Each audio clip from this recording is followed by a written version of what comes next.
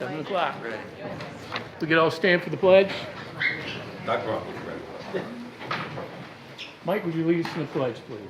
I pledge allegiance to the flag of the United States of America and to the republic for which it stands, one nation, under God, indivisible, with liberty and justice for all.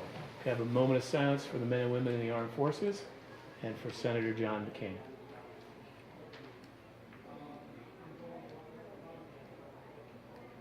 Thank you.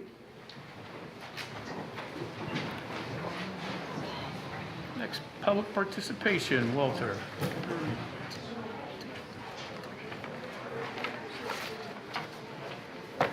Nice, 200 people.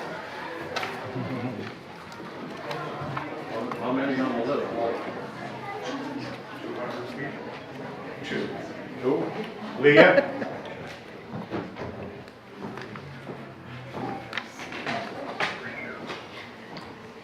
Good evening. Lee Gill, Butterbrook Hill. I request, no, I implore Mayor Bass and all town council members to withhold the Facilities Utilization Committee reports to impartially reevaluate the candidates selected before going forward. Mr. Mayor, you campaigned on transparency and inclusion. Now is the time to prove it. There are definite conflicts of interest among the members of the Facilities Utilization Committee, to wit, Wendy Fallenbach, Board of Education member, which board refused to move to John Pettibone property.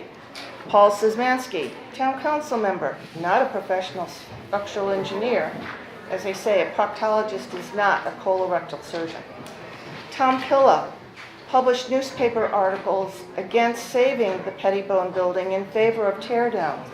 Nick Pooter served for months on the new community center committee, and it's a conflict to serve on both committees and yet be chair of the Facilities Utilization Committee. Joe DiGregorio, again, a conflict to serve on both committees. He did serve on the community center up until the new baby came. Congratulations, Joe. In the fall of 2015, there were 25 members of the John Pettibone School Committee, one building being evaluated by 25. Yet, you only named 9 candidates to evaluate multiple facilities. This must be changed. The importance and qualifications of the Facilities Committee cannot be underestimated. You must publicly solicit the best qualified, non-biased, and apolitical members and remove those with existing conflicts and potential conflicts of interest. Hire economic development and structural engineering professionals to lead this facilities committee. We must know what we have and what to plan for. Very likely more classrooms in a few years. The obvious risk and potential liability for New Milford of an insufficient and self-serving study performed by an ethically challenged group, better described as nonpartisan, clique, lacking professional expertise, will be a major expense New Milford cannot afford. These decisions definitely affect our town long term. Costly, irresponsible, short-term actions will be your administration's legacy. And Mayor Bass, you deliberately did not refer to our new community center committee in your Spectrum interview for the facilities utilization report. We're not invisible. We've been working hard. It takes hours of work. We would like some recognition because we are working for the entire community. Yet, this facilities utilization committee included unsubstantiated financial data before the community center committee completed its mandated study. It's ongoing. We don't know what the results will be. How can you say costs are this or inflation is that when you don't know what we're working with yet? We're still in a survey portion. How do you create numbers before the needs are determined? The town hired a real estate brokerage firm to market town properties, including East Street. This was publicized. This is well known. If there are offers, why do we not know? There are rumors, substantial rumors, that there have been offers, good offers, sound offers that don't require givebacks from our town to develop East Street within the guidelines to keep it on the historical look and to serve the community. Leah, you Why have a include, minute, all right, please. why include East Street in the Facilities Utilization Committee study if this property is on the market? Thank you. Thank you, Leah. Thank you. Jeff McBrady, please.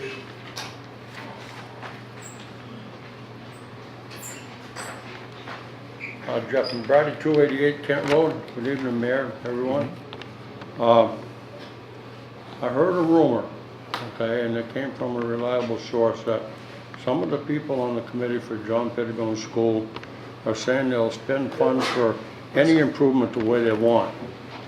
Well, I was at the initial meeting, and I believe our mayor, Mr. Bass, was quite direct when he said that the committee would make no decisions. They would present their findings, and then the mayor and the town council would make the decision on what's going to happen with the future of that facility for the town of New Milford and its citizens. Am I correct, sir? And it would go to referendum, or the public would opine on what to do. Yes, sir. Okay, sir, thank you. Earlier this year in June, I posed a few questions to the town council, and as of yet, I have not received an answer from one council member. One of the questions was, what money from the Connecticut Lotto for Education reaches this town? In the 2016 year and the 2017 year, their final tallies totaled $122 million allocated for education. And I want to know how much is New Milford getting out of that $122 million. That doesn't include this year. So I'd like to have an answer on that. Another question is, what is the answer for a 2,870% increase for Sarah Noble Intermediate School for 2017 for books? And this year, an additional 950% increase for the same line item. Okay, that's 3,820% increase for this one line item in 2 years. Maybe the books are gold lined, I don't know, but that's an awful lot of money to spend for books. 3,820% increase. You know, why are we letting our tax dollars get wasted this way? That's not right. Just to make sure that these things are all right and that I may or may not have made a mistake on these numbers, I'll be researching this all very extensively and present my findings to you in the very near future. We have to stop this crazy kind of spending by the Board of Education for unnecessary things. Concerning John Pettibone School, if we do spend money on John Pettibone School and it becomes a viable entity for the town again, we need to be spending our money and our time and our effort on technical skills.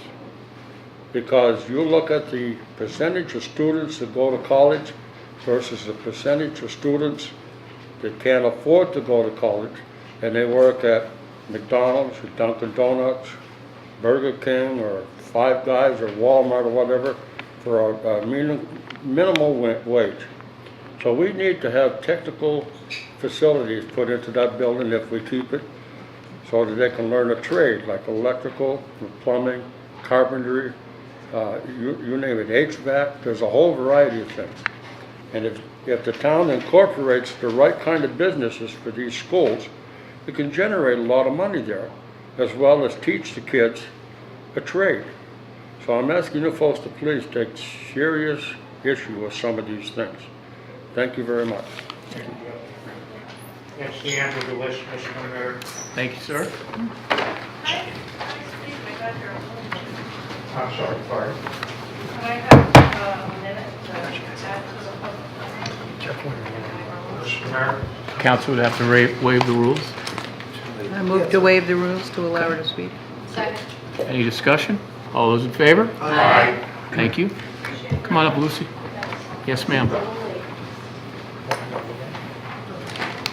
4 minutes. I'll be way under 4. I just wanted to give a shout out to Meadowbrook Gardens. Oh, I'm sorry, Lucy Wildrick, 6 South Main Street. And I just want to give a shout out to Meadowbrook Gardens for their amazing donation of the time of Rich Rosiello and 3 of their guys whose names I regrettably don't have, who put in 3 full days of back-breaking labor in terrible heat to completely clear the banks of the river along the Riverwalk. And it is beautiful.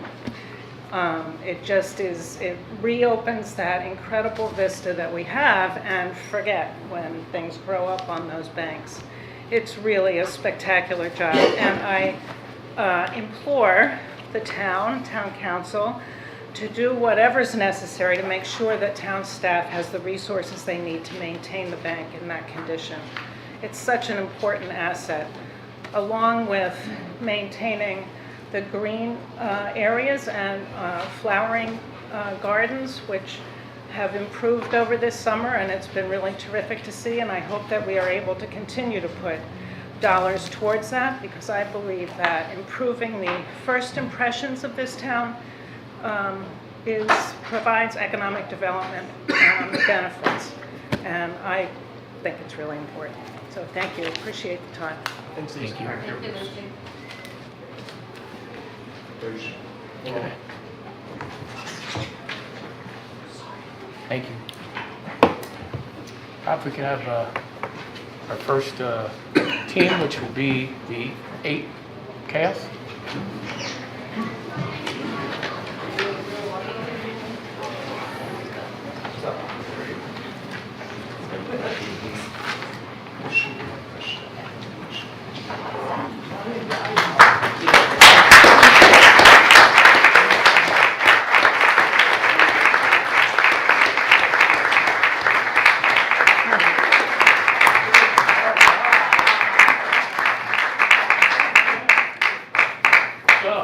What we're doing tonight, ladies and gentlemen, is we have such a success with our softball and baseball programs here in the village.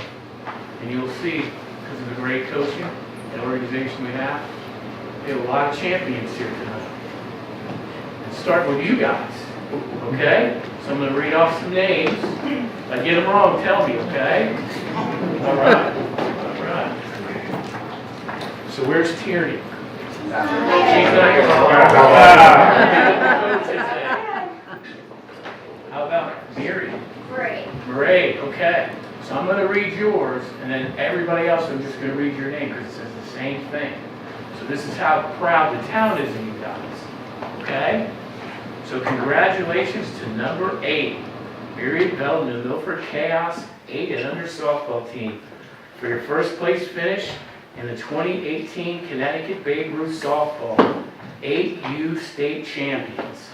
The third place finish in the 2018 New England Babe Ruth Softball 8U Regional Championship. Your team represented the town with honor and pride. So you guys keep up the great work and keep doing it year after year, because we're really proud of you, okay? Outstanding job. Congratulations.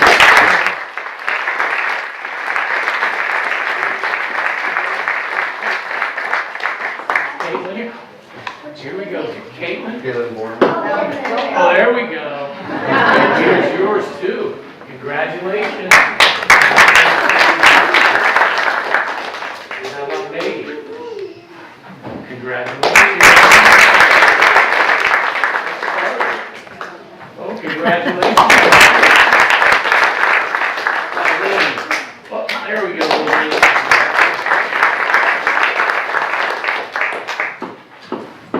Michaela. She's not here? Okay. We'll put your coaches about it. How about Haley? All right, Haley. I'm very proud of you guys. How about Krista?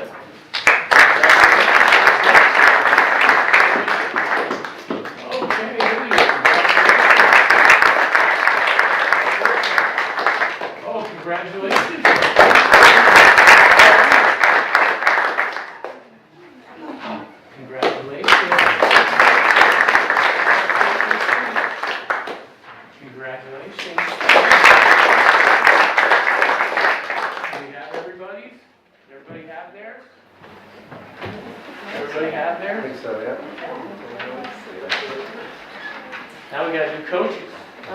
Bob Gillette? How about Coach Ray?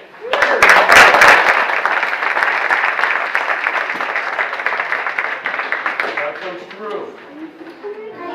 Not here. Okay, you gonna take it for Dad? That's a dad. All right. How about Coach Jerry?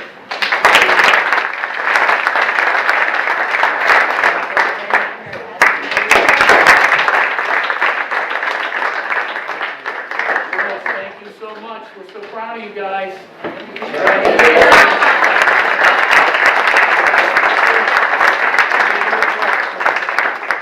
Both sides of the mayor. All right. Love the council people. No, you got this. Awesome. Thanks, ladies. When we take a picture with you guys. Hey, everybody. Now look over here. Look at kneel down. There you go. The chaos, right? There you go, Megan. Chaos. Look here. Haley.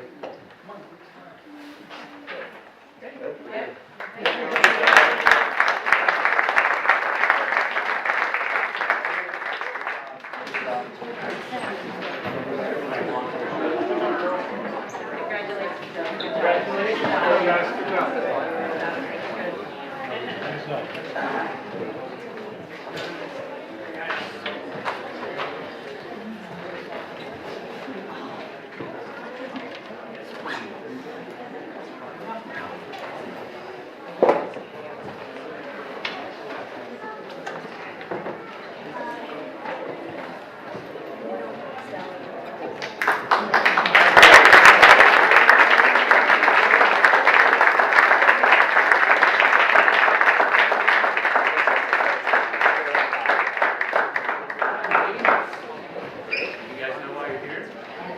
Yeah. You guys had a great, great season. And the town is super proud of you guys. Super proud. So we're here, all these people here. Say congratulations. You did great for New Milford, so we're proud of you. Okay, so I'm going to say names. If you're, just let me know if you're here. Raise your hand. I'm going to read the first one, the whole thing. And I'm just going to call out everybody else's name, okay? All right. So is Elena here? Who's Elena? Alana. I'm sorry, Alana. See, tell me, say, hey, say my name. Okay, so Alana, congratulations to number 10, Alana Beatty and the New Milford Chaos 10 and under softball team. For your third place finish in the 2018 Connecticut Babe Ruth Softball 10U State Championship. First place finish in the 2018 New England Babe Ruth Softball 10U Regional Championship. And first place in the 2018 Rhode Island CLCF Bombers Summer Slam Tournament of Champions. Your team represented New Milford with honor and pride. Keep up the great work, and the town is very, very proud of you ladies. Excellent job.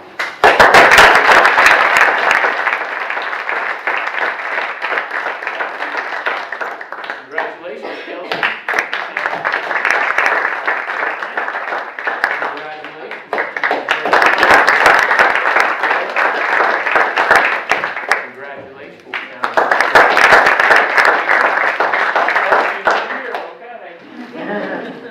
Leah, congratulations.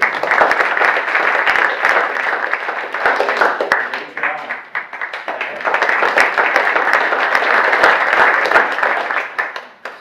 Congratulations. Congratulations. And is Elena here? No, we have a couple more. And Brady, okay. And Coach Joe.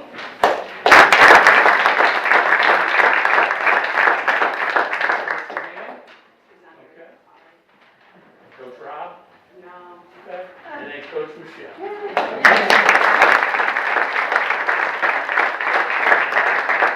Outstanding.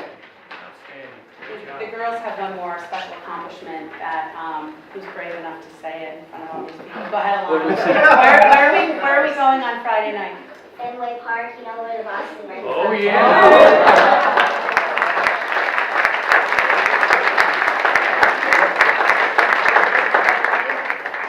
It's Babe Ruth night at Fenway, and so all of the regional winners will be recognized. And so our team will be recognized at Fenway on Friday night against the Mets. So the Red Sox are Red Sox Uh-oh, you guys are playing my team. We're very excited. We wanted to also present you Awesome. with the ball. Thank you, ladies. And we also have our regional tournament book that so many wonderful people in this town were so gracious. We want you guys to have a copy so you can check it out. We were happy to host this Awesome. year and Guys it did was, great. yes, we're very excited, so. Awesome.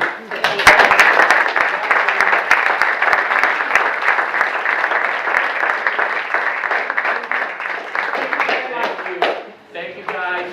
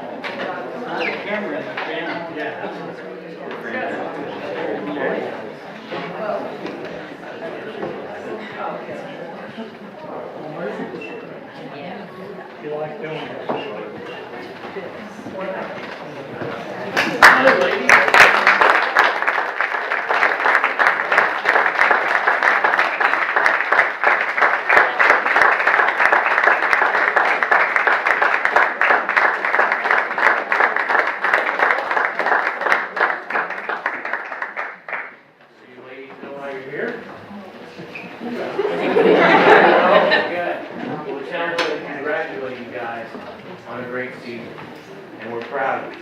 We're proud of you wearing those colors. We're proud of you for representing your town as you did. We just wanted to say thank you. So, what I'm going to do is read the first full one, and then I'll just call out your names. Okay? The first one is Mia here. Okay? Mia, congratulations to number 34, Mia Antonucci of the Milford Chaos 12 on your softball team for your first place finish in the 2018 Connecticut Babe Ruth 12U State Championship. Second place finish in the 2018 New England Babe Ruth 12U Regional Championship. First place finish in the 2018 Fairfield County Fast Pitch League End of Season Tournament. Your team represented the town with honor and pride. Ladies, keep up the great work.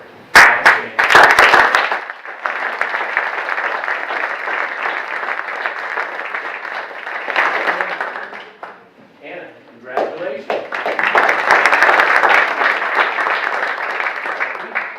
Congratulations.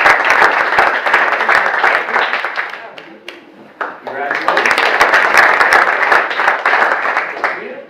She's not here. Rachel? Okay. How about Carly? Yes. Congratulations.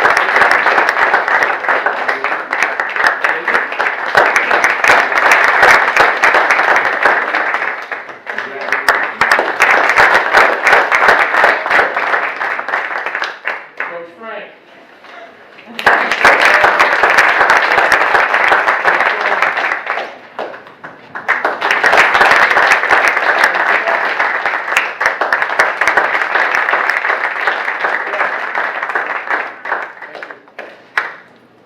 Thank you, ladies. Thank you. All right, another ball.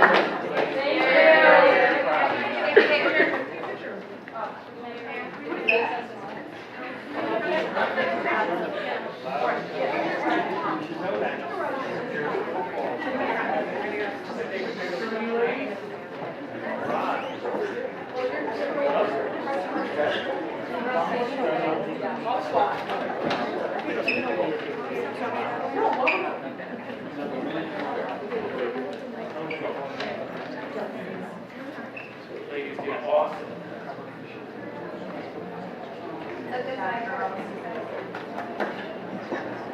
Alright, Great job, ladies.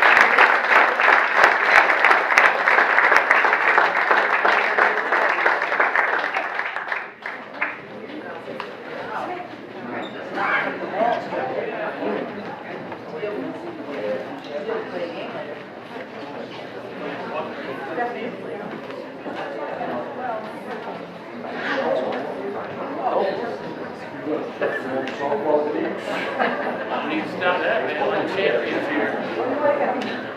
All right, ladies.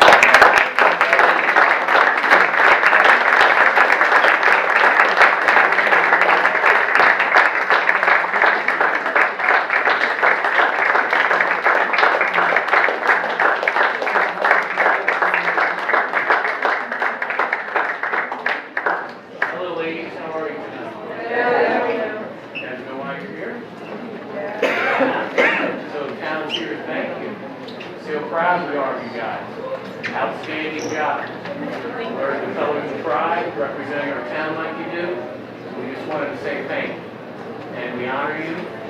You guys are the top dogs. All the little ones look up after you guys, and we appreciate your leadership. We wanted to say thank you. So I'm going to read the first one, and it means everything to everybody else, and I'll call your name after, okay? So is Jordan here? Okay. Congratulations to number 4, Jordan Beebe, and the Milford Chaos 14 and under softball team on your first place finish in the 2018 USSA Bring on the Heat 14U tournament. Second place in the 2018 14 USSA Connecticut State Championship. First place in the 2018 Connecticut Baby Ruth Softball 14U State Championship. And third place in the New England Baby Ruth Softball 14U Regional Championship. Your team represented the town with honor and pride. And we really appreciate your guys' leadership, the way you wear your colors, and the way you guys have a phenomenal season. The town's very proud.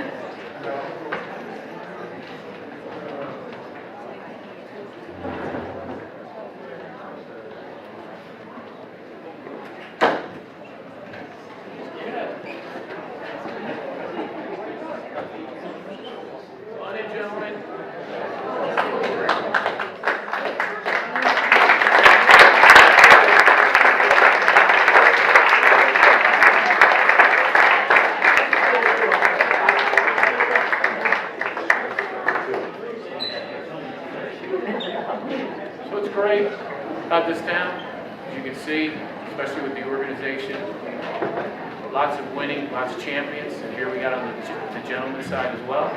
want to congratulate you, gentlemen, on a great season. Wearing our colors with pride as you do, representing our town the way you do. So we can't thank you enough. Very, very proud. So I'm going to read off the first name, and then I'll just call your name off. Some of you are here. There's some of you that aren't, but he's the first one. Nicholas approach. Okay. How about Cameron? All right, so Cameron, congratulations, number 33, Cameron Riccio, and the New Milford Regulators, 13 and under Babe Ruth team. And first place finish, 2018 Babe Ruth 13U District 4 champion. The second place finish, 2018 Connecticut Babe Ruth 13U state championship. Your team represented the town with honor and pride. Keep up the great work. Very, very proud of you guys. Outstanding job. They represent our town.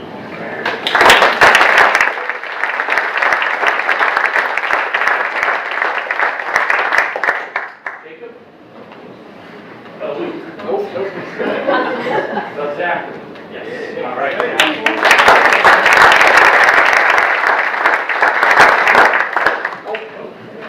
Ty? Nope. Eric? All right.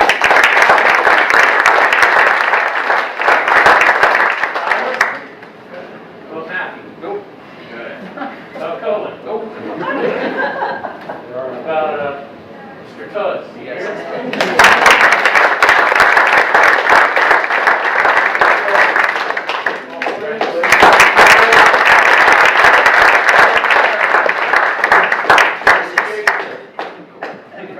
Coach Chris? Yes.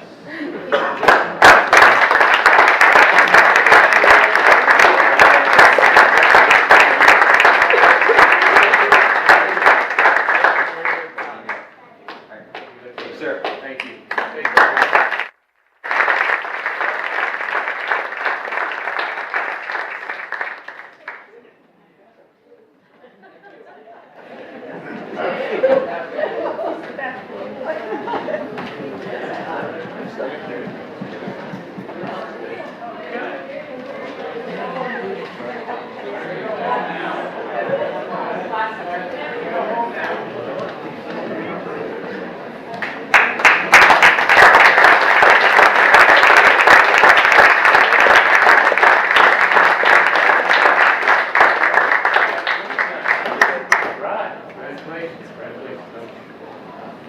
So, you guys are here tonight. We wanted to thank you as a town for wearing the colors the way you do with pride and honor. A great season. And the town just wanted to acknowledge what you guys accomplished.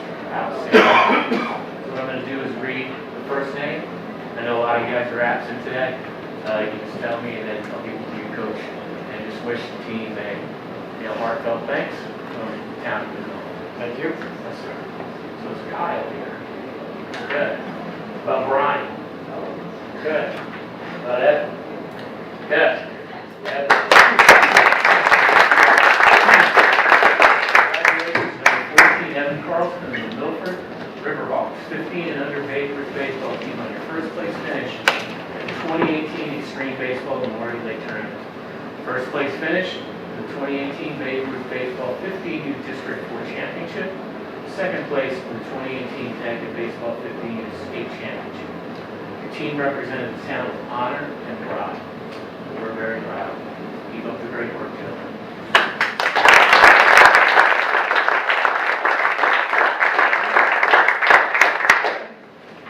Sergi? Cam? Justin? Joe? We're getting there. Ben? Gavin? Yes. Max? Yes. All right.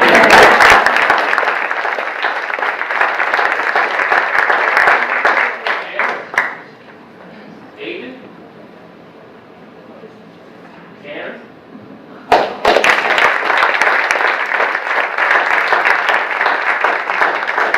Chief?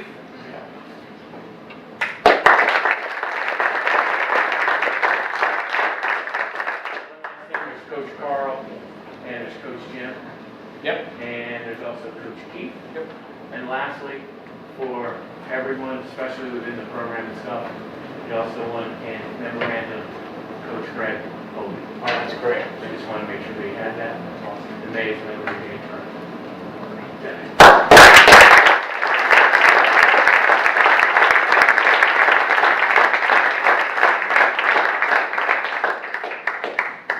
Thank you very much. Thank you, gentlemen.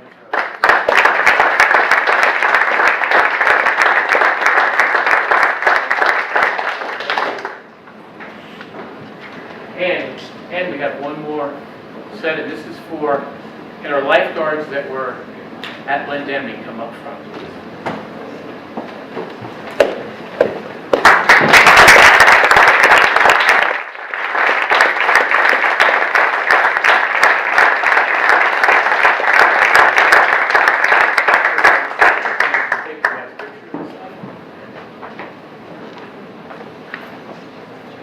So, ladies and gentlemen, I can't tell you how proud we are of these young men and women.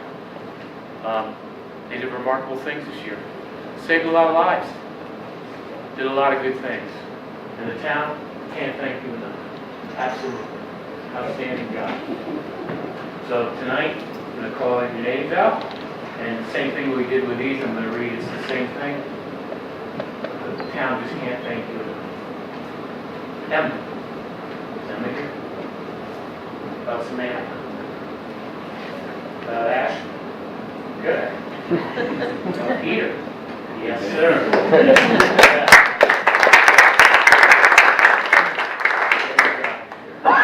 On behalf of the town of Milford, I here present this certificate of recognition to Peter Coleman for your dedication as a lifeguard at Lendemi Park. You rely on your training to know what to do and your ability to recognize and act in a life-threatening situation to make a positive impact on someone's life. Keep up the great work. The town of New Milford thanks you.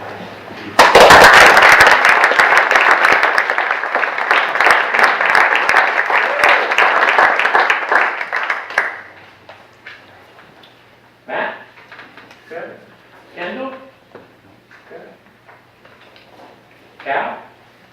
I'm getting back in school. RJ? They still do a great job. Connor? How about Nick? Nope. Oh, we're getting there. How about Drew? Congratulations.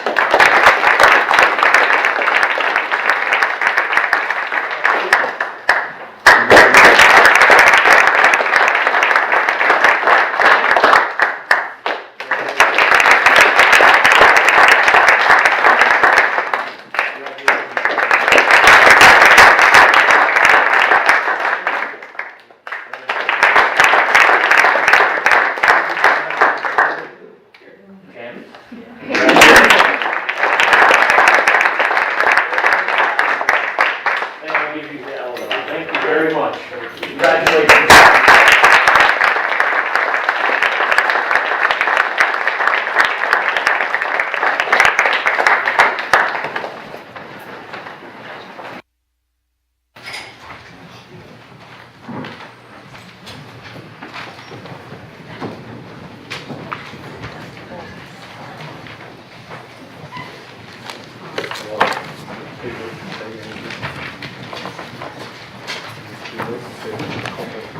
Real quickly.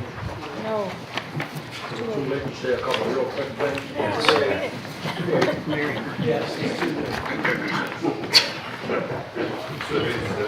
Next meeting. Come early. Okay. Great group of men and women. I'm here for you.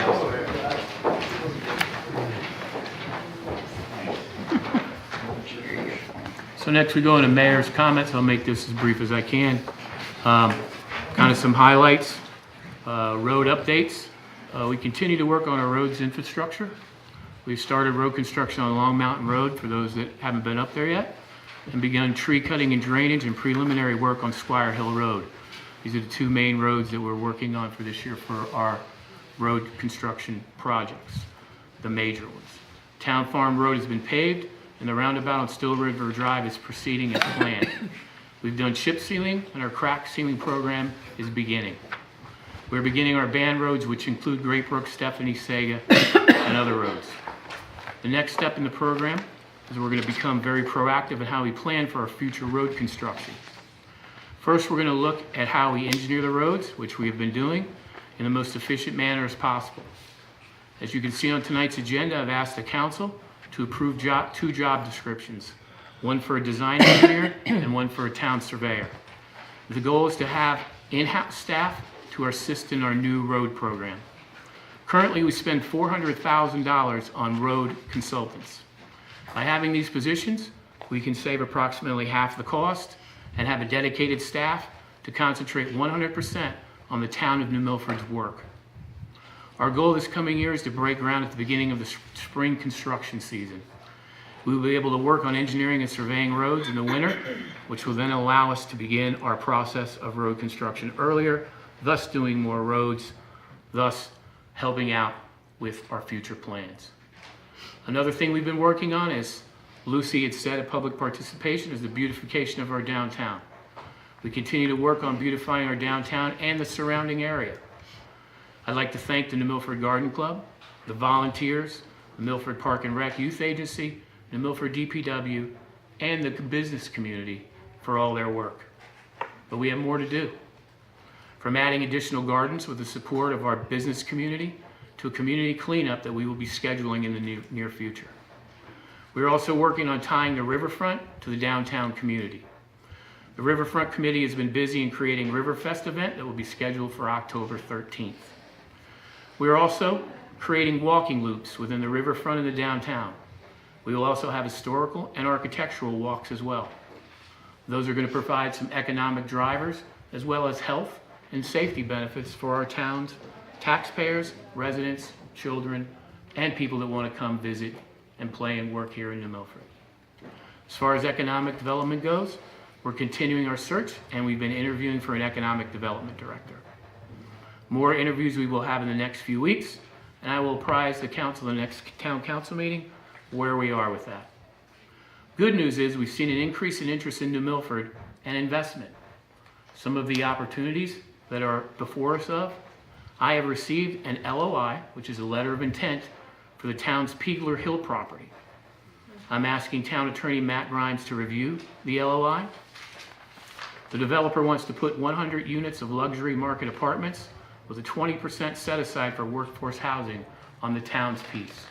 They're also interested in the private piece as well for development. I will be bringing this forward to the next town council meeting with more information.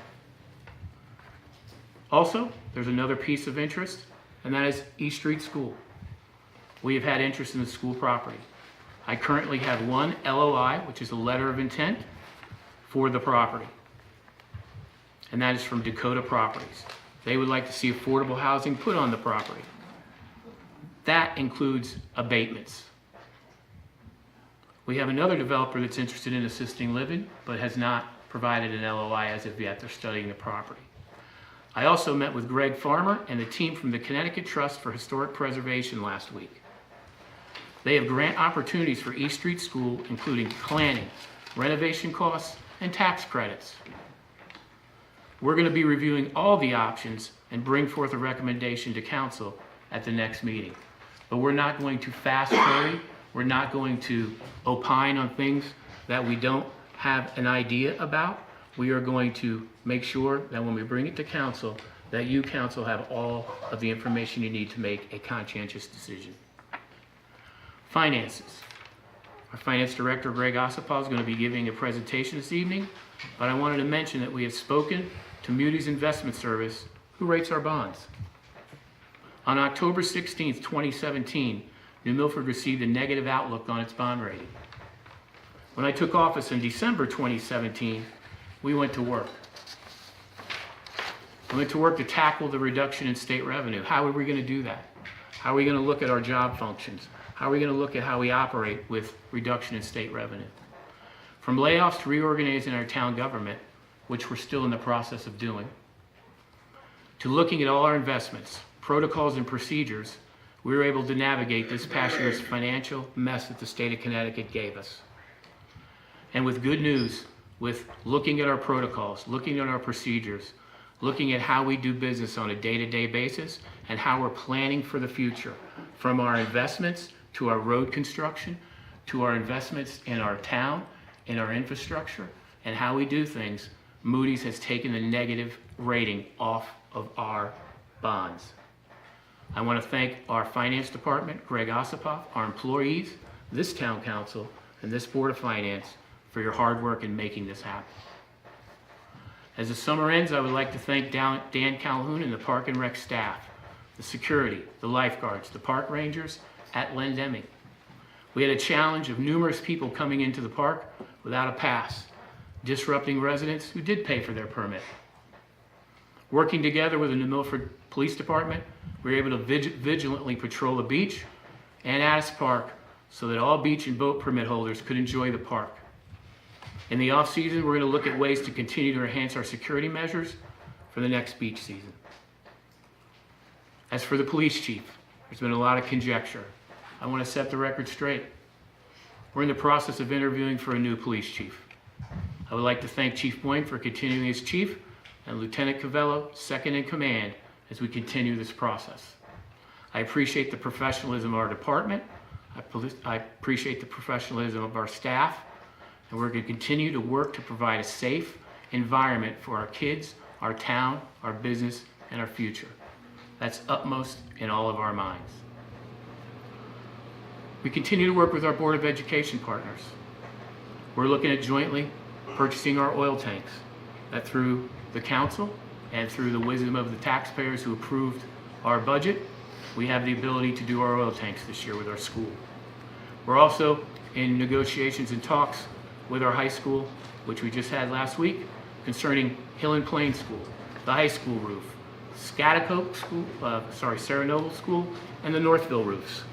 These are all we're going to be bringing to you, the Town Council and the Board of Finance, so that we can look at opportunities to fix these roads, these roofs that are going to be in need in repair.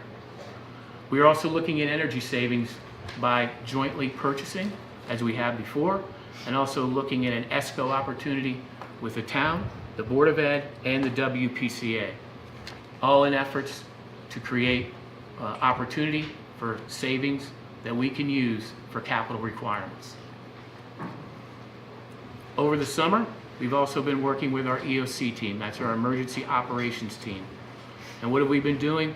We've been looking at how we respond to crises, whether it be weather related or whether it be active shooter. All those things we're looking to update and we're looking to expand upon. One of the things that we have been doing is working with our Board of Ed for the safety measures. We've done tabletop protocols. We're also going to be doing a live protocol in October at New Milford High School. I will be filling you in after, but this is to make sure that the public and our residents and our citizens and our students know that we have a safe, wonderful, vibrant town. Lastly, I'd like to talk about training. I believe that continued training of our workforce is of the utmost importance and is imperative. Earlier this year, I asked our HR department to start mandatory trainings for all employees concerning sexual harassment, cyber training, bullying. I have now instructed, in which we are complying with. I've instructed our HR department in tandem with our department heads to now create training programs specific to each department's job functions. Our goal is to provide world-class service to our residents and our business community. Continued job training is an essential part of this, and I will apprise the council as we move forward. I'd also like to thank, at the very end, as we're doing our roads committee, who continues to do a yeoman's job in helping us assess the roads, coming up with our capital plan, and how we're moving forward. And that's pretty much what I have for my mayor's comments tonight. And I just want to thank you again, council members, for giving me the time. The 9/11 ceremony tomorrow morning? Yes, sir. The 9/11 ceremony is tomorrow morning. It's at the 9/11 Memorial, which is at Patriots Way. For those that don't know where it is, it's across from the railroad station. And if you could get there at 8:30, that's a little earlier, but if you could get there at 8:30, that would be great. Thank you, sir. Next, appointments. Move the reappointment for the Old Boardman Bridge Committee. All the terms are the same, July 12, 2018 through January 11, 2019. The following reappointments: Katie Francis, Robert Berghardt, Jeremy Ruman, Joe Quaranta, William Devlin, Walter Bayer, and Ron J. Suresha, the last two as alternates. Second. Any discussion? All those in favor? Aye. Opposed? Thank you.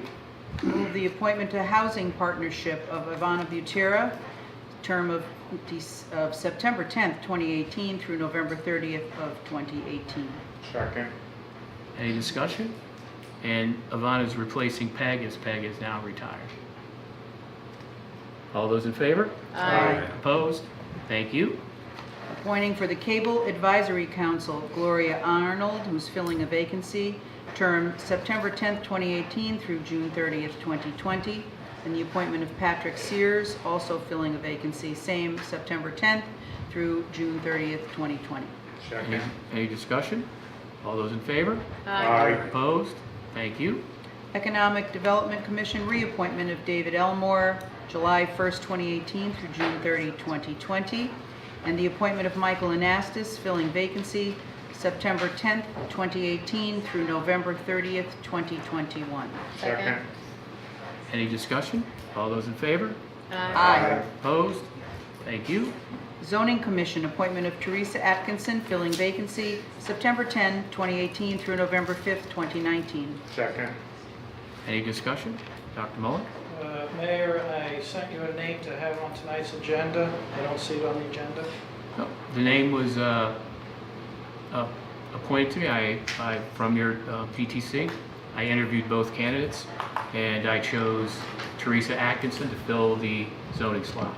Reason being is trying to bring in all sorts of talent and all sorts of people's experiences. Mrs. Atkinson is a realtor in town, and I think with that exposure to the real estate market, we already have a builder, which Mr. White already on the commission. So I think adding that extra level, an extra wide swath of experience would be helpful to the commission.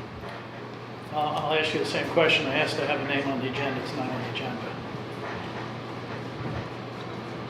So as a member of town council, if I make that request, why isn't it not on there? Because I'm not recommending his appointment. If you'd like to put his I name don't forward, you think can that's do an that. issue. If I ask for something on the agenda as a member of this town council, I get it on the agenda.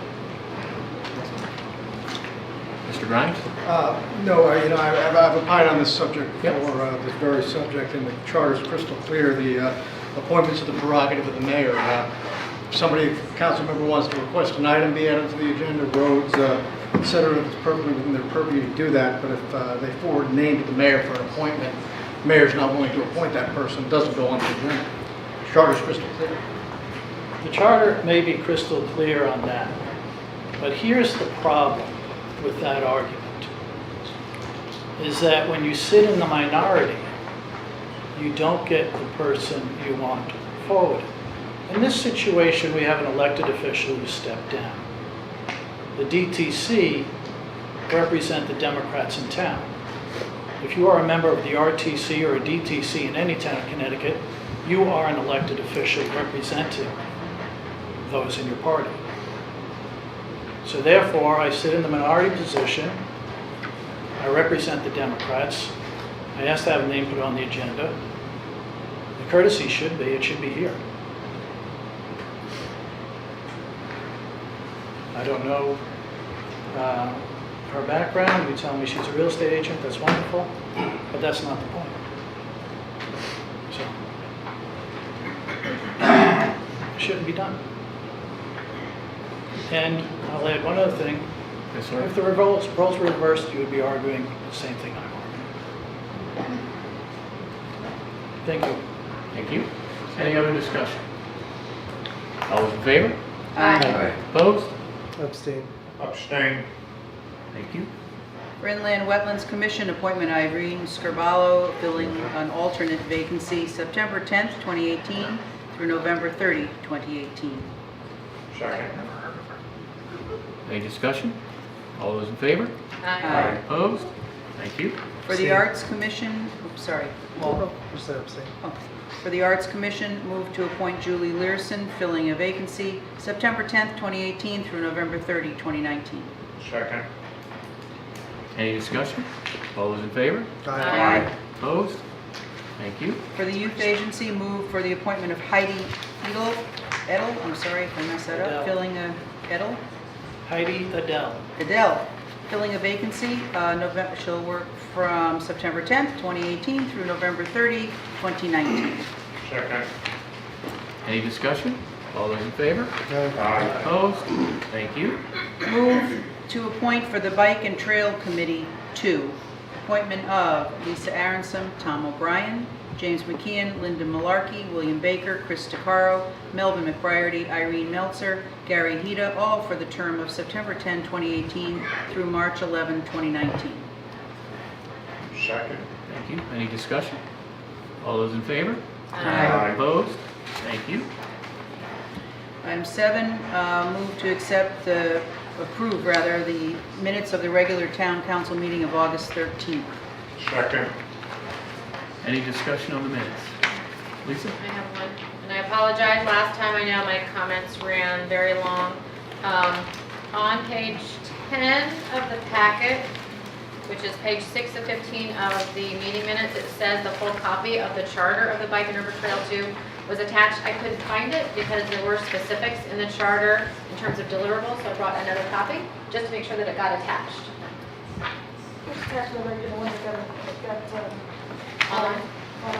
Okay, since I didn't see it in the packet, I just want to make sure. That's it, thank you. Any other discussion on the minutes? All those in favor? Aye. Opposed? Thank you. Move to close, at the request of Alpenhaus, close Bank Street on Saturday, October 6, 2018 for Oktoberfest. The event hours are from 1 p.m. to 9 p.m. However, the request includes closing Bank Street from 7 a.m. through 10 p.m. for setup and breakdown. Second. Any discussion? All those in favor? Aye. Opposed? Thank you. Move to approve the request of New Milford Parks and Rec to close the southbound Main Street to through traffic from the top of the green, south to Bridge Street, Bank Street, and the two crossovers at Church Street and at Boardman Terrace on Wednesday, October 31st, 2018, between the hours of 5:15 and 7:30 p.m. to hold the Halloween trunk or treat. Second. Any discussion? All those in favor? Aye. Opposed? Okay. Move to accept the request of Weonten Heritage Land Trust to close Maryall Road, one lane, approximately 0.2 miles at 238 Maryall Road, on Saturday, September 15th, from 8 a.m. to 2 p.m. to hold the fall celebration. The rain date for this would be Sunday, September 16th. Second. Any discussion? All those in favor? Aye. Opposed? Thank you. Item 9, move to accept from the tax collector September 2018 refunds in the amount of $3,280.58, which leaves a balance of $55,554.88. Second. Any discussion? All those in favor? Aye. Opposed? Thank you. Item 10, update and discussion from the Community Center Committee.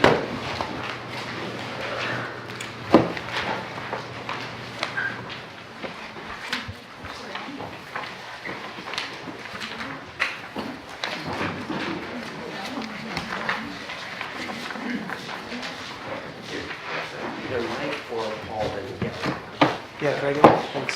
Thanks, Jeff.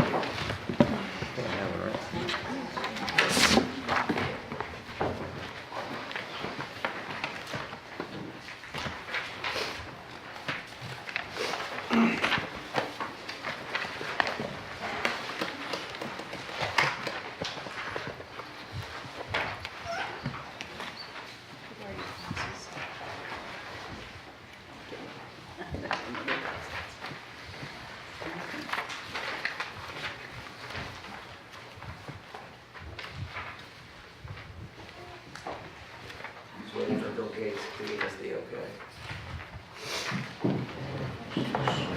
There's nothing with that.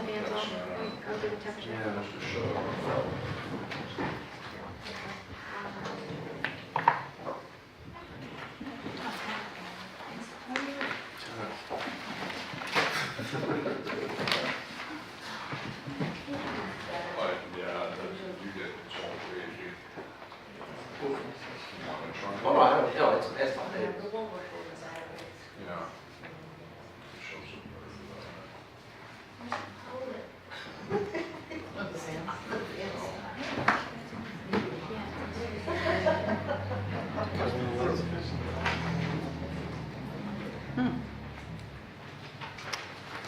It might. We get lights?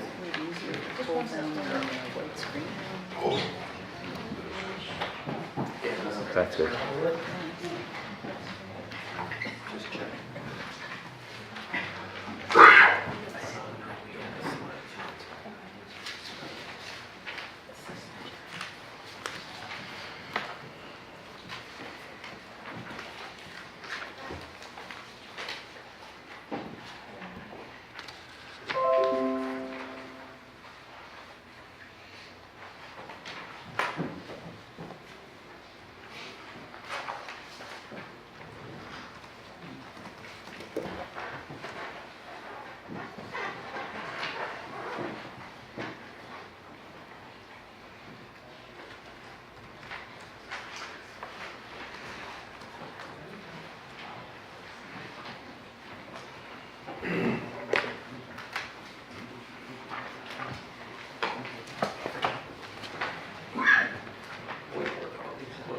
We're up there.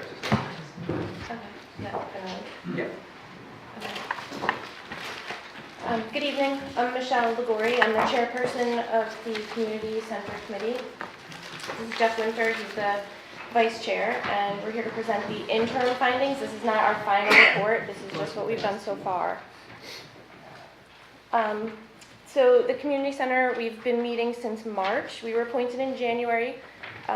We didn't meet for the first time until March, but we were renewed for a second term on July 24th. We split into 4 subcommittees, which we'll get into in a minute. But we came here to present what we found so far, what our process has been, our findings, and a request for funding for an outside firm to conduct some further research. Mayor Bass had come to our meeting on June 21st. He indicated some support for that, for a further research firm, and we came here on July 9th, and also several of the town council members also stated that they thought a professional firm would be necessary. So we have a full proposal that should be included in packets that you have received either via email or hard copy. The firm that the committee had spoken to and ultimately decided on, this is the timeline that they projected, so we're looking at a 6-week process here, and we've been renewed through January 24th, so we kind of want to get moving on it quickly, because if it's going to take 6 weeks and we only have till January, we need to get moving on it.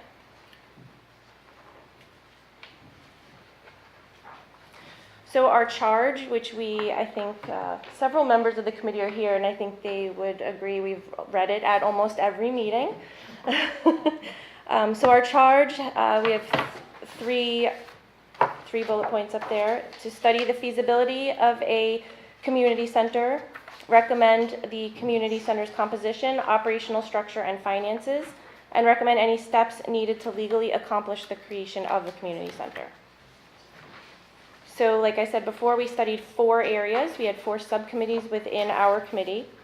We studied the history of community centers in New Milford, precedent of similar Connecticut towns, whether they had a community center, did not have one, what made up their community center, what type of facility was it. The utilization committee, which studied the current and future space needs of town agencies and anyone that's expressed interest to us that they want to be in a community center. And then outreach and feedback. What they did was they collected and analyzed data from a survey that was sent out, and they also ultimately recommended the firm that we showed the timeline for. So the history of community centers in New Milford, we found out that there have been 4 in town. 3 run by the town and 1 privately managed. There was, run by the town, there was 29 Church Street, which was the old telephone building, the Senior Center, and the current John Pettibone Community Center. Private, just the Marial Community Center, which still holds various art and music events. 3 of the 4 currently exist. And based upon our research, New Milford is the only town in Connecticut to close a community center.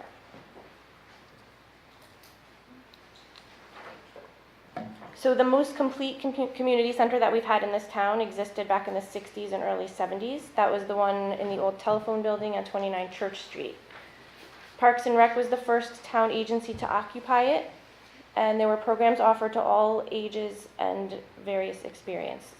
So the youth programs included sports, arts and crafts, and after-school programs with a game room, and adults had classes for personal and professional development. We saw pictures of people taking typing classes.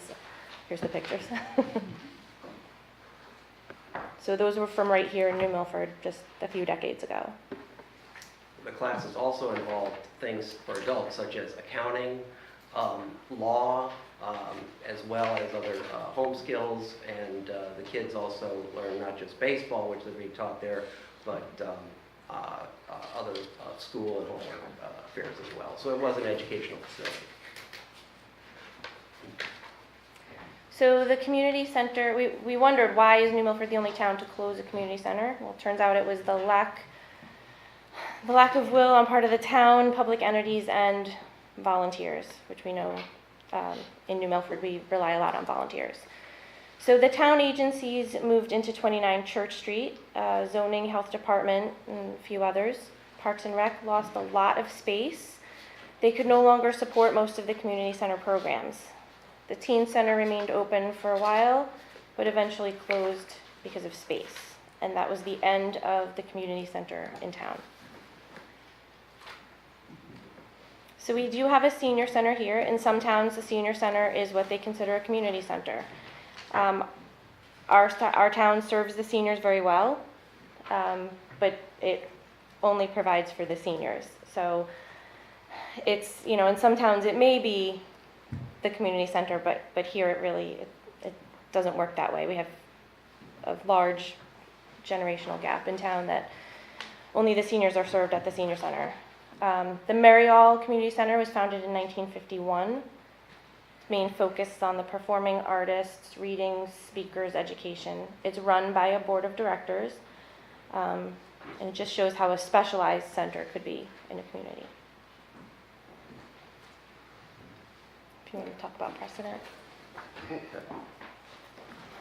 All right. So one of our 4 committees was what we referred to as precedent. And the precedent was to really look at what are other towns similar to New Milford in Connecticut doing in terms of, or what do they have in terms of community centers. And I will say, I'll note that most of this work, fortunately or unfortunately, fell on the shoulders of Nick Pooter, because as you know, we had a lot of members that just didn't show up. So a lot of the members of Nick's committee disappeared. So what you see tonight is mostly his work, and he did an excellent job. So what Nick did is he decided to use 2 groups of towns for comparison. First were the 8 towns that abut New Milford, and then 22 towns that are in the same educational reference group as New Milford. And if you're familiar with the Board of Ed and how it works and how we're compared to the towns in reference group D. We have similar demographic characteristics, population characteristics, things of that sort. And the analysis included, but was not limited to, a 20-item questionnaire that was sent out to the towns, and also reviewing the various towns' websites. As Michelle discussed and the committee knows, that there are truly multiple definitions of what a community center is, and multiple ways in order to organize how those services are provided. There is no one single way to do it. Among the towns, of the 30 towns we looked at, the community centers varied in size from 800 square feet to 50,000 square feet. 20 towns did not have a dedicated community center. 6 towns focused primarily on outdoor athletic facilities as their community center. At least 3 towns have community centers combined with or located in other municipal buildings. So there will be, for instance, social services might share space with the library, which might share space with Park and Rec or what have you. So there's always that type of mixture. And 4 towns have the senior center as the only community center. 10 of the towns do have a centralized dedicated community center facility. And just to show you some examples here of what other towns have done recently in terms of investments. Wallingford renovated an office building, 50,000 square feet. It will include agencies and recreation at a cost of $2.3 million. Branford, they're renovating 33,000 square foot space for a mixed-use facility at a cost of $12.5 million. Now, Newington is unique for a few reasons, but the voters there approved $28.5 million to replace the town hall and many offices within town hall, as well as community center. But basically, their town hall was falling apart, so it needed a lot of help. But what's interesting about that is that the voter support was nearly 2-to-1 in favor. And how often do you see almost anything receive voter support at a 2-to-1 margin? It's pretty high. 2 of the towns had swimming pools, both Sheldon and North Haven, but none of the towns, none of the facilities had an outdoor pool. So again, it was 2 of the 30. And then again, example for nonprofit community centers. Brookfield, obviously, many of us know of the YMCA there. In our local town of Sherman, there's the Jewish Community Center. And Stonington actually has a nonprofit that runs it. And what I have listed here is just some of the things that they run. They run the beach, the sporting facilities, playground, and a few other buildings associated with it. So again, I want you to all kind of get an idea that there really is no one size fits all. So, and this really is Nick's work and his goal of this study and moving forward is to really estimate the size and costs for New Milford based upon similar facilities in other towns. Size and cost for New Milford cannot be accurately projected until a number of factors are determined, including the programs, the departments, design, and or renovation. So those are the things that we have to look at further as we move down the road. Our third subcommittee was the utilization committee. Their task was to look at the current space and future need requirements for the various town agencies, potential new users and tenants of a community center, and potential revenue from any nonprofit tenants. So at the current community center at John Pettibone, the following departments are tenants. Parks and Rec, they utilize 5,043 square feet plus 2,025 square feet in 3 temporary rooms, and the gymnasium and stage area, which is 4,941 square feet with an occupant load of 706. Social Services is using 4,768 square feet, which includes the food bank. The Youth Agency is using 9,282 square feet plus 8,000 square feet at the max and approximately 2,000 square feet of shop and storage at East Street. The max is 8,000 square feet, and that's part of the Youth Agency. CERT, our emergency response team, they are using 750 square feet. And the cafeteria, which is currently shared, is 2,640 square feet. So the total space being used is 37,499 square feet. 29,449 of that is in the John Pettibone Community Center, and 8,000 is at the max. So in talking to the various agencies that are currently there, they are satisfied with their space. Many of them have space that they never had before that they're able to actually use.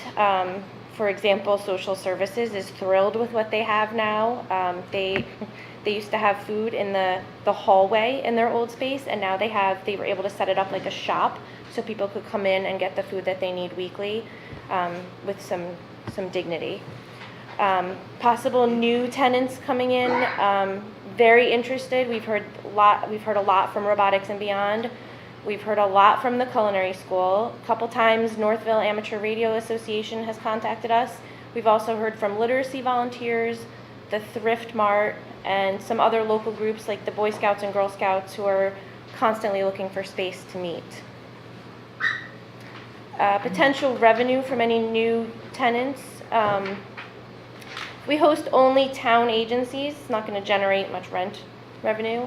But most of the other groups that have expressed interest in going to the community center said that they would pay rent.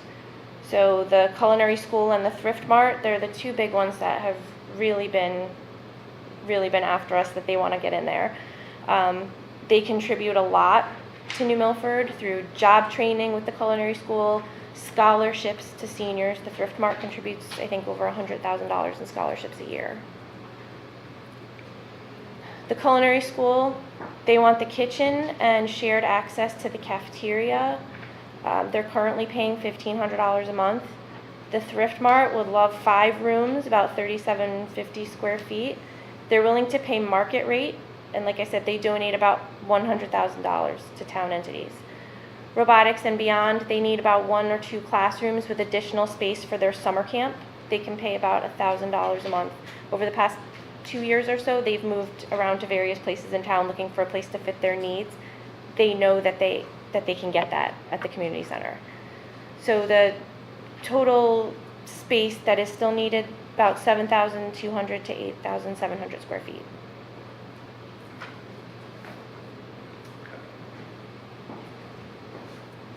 Well, the fourth subcommittee, which has probably gotten the most notice, is the Outreach Committee.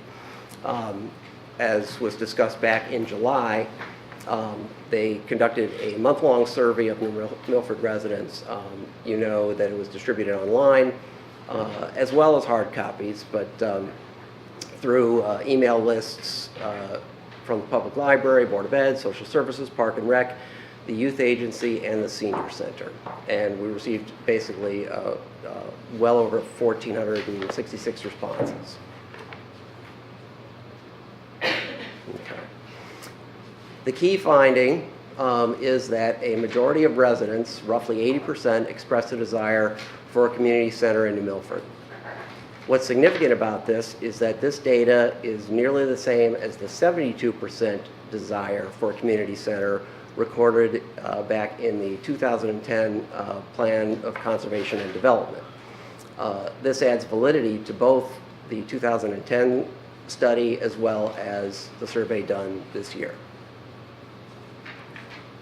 And this is that key question. I think New Milford needs a community center. If you add up the strongly agree and agree, it's about 79.52% of all respondents think that New Milford needs a community center. The disagrees were less than 10%, and neither agree nor disagree was close to 12. But again, this is a pretty strong response, and again, it aligns very well with what was done in 2012.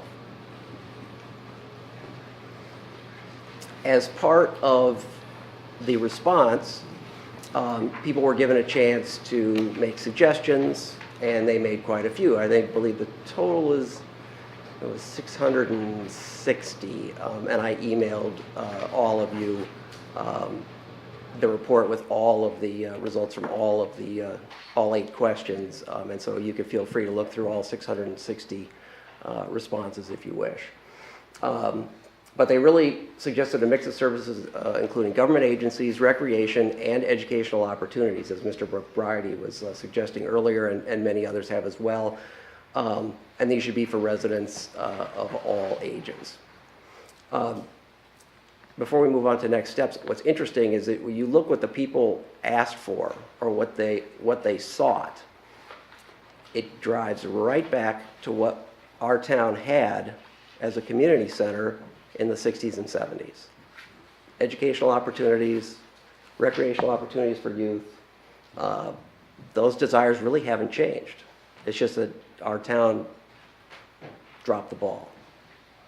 And so hopefully now we can pick that ball back up and run with it. So based on all of the research and findings that we've done over the past 6 months, you can see a lot of work has been done. I know it's been questioned what we've been doing, but we've been very busy. And we are asking for $18,500 for a professional firm to conduct workshops and an in-depth survey, as was suggested by the mayor and several council members. The research of the committee has led us to Great Blue to complete the work. I think Jeff's handing out is that the proposal? Yes. Okay. So as we continue with our charge for the next couple of months, we're also, we're continuing to seek community input, and we're taking a very serious look at the different options for a community center. Do we want something new? Do we want to use an existing building? What types of services? What's a good mix of services? Location, and of course, costs and upgrades. Questions?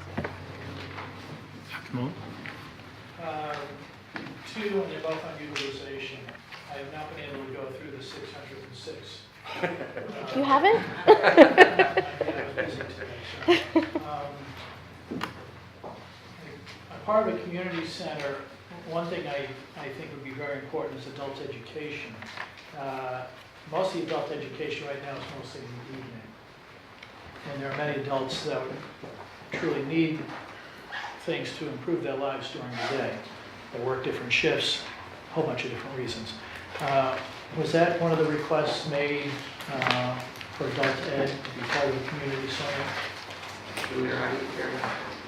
There were some comments to that effect that you can see in your the email packet with the responses. There were some people that really wanted classes for adults as part of that house here. Okay, I think what Mr. McBride brought up, technical skills, whether it be electric, plumbing, welding is a big demand in the country today, just as an example. And one personal thing I would love to see, but some pipe dreams. Did anyone request a pool being added to a community center? That was the top requested item, right? Yes. Are you pulling my leg? No, you can look at the comments. Top requested item.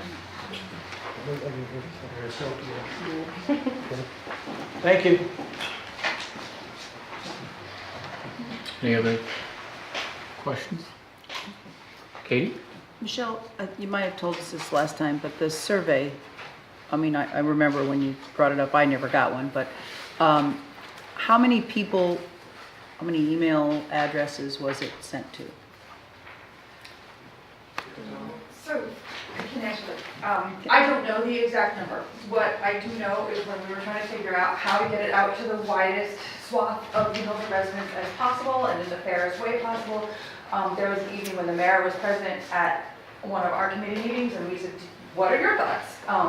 And he and we as a committee came up with a list of town agencies that we sent a request to, can we use your email list?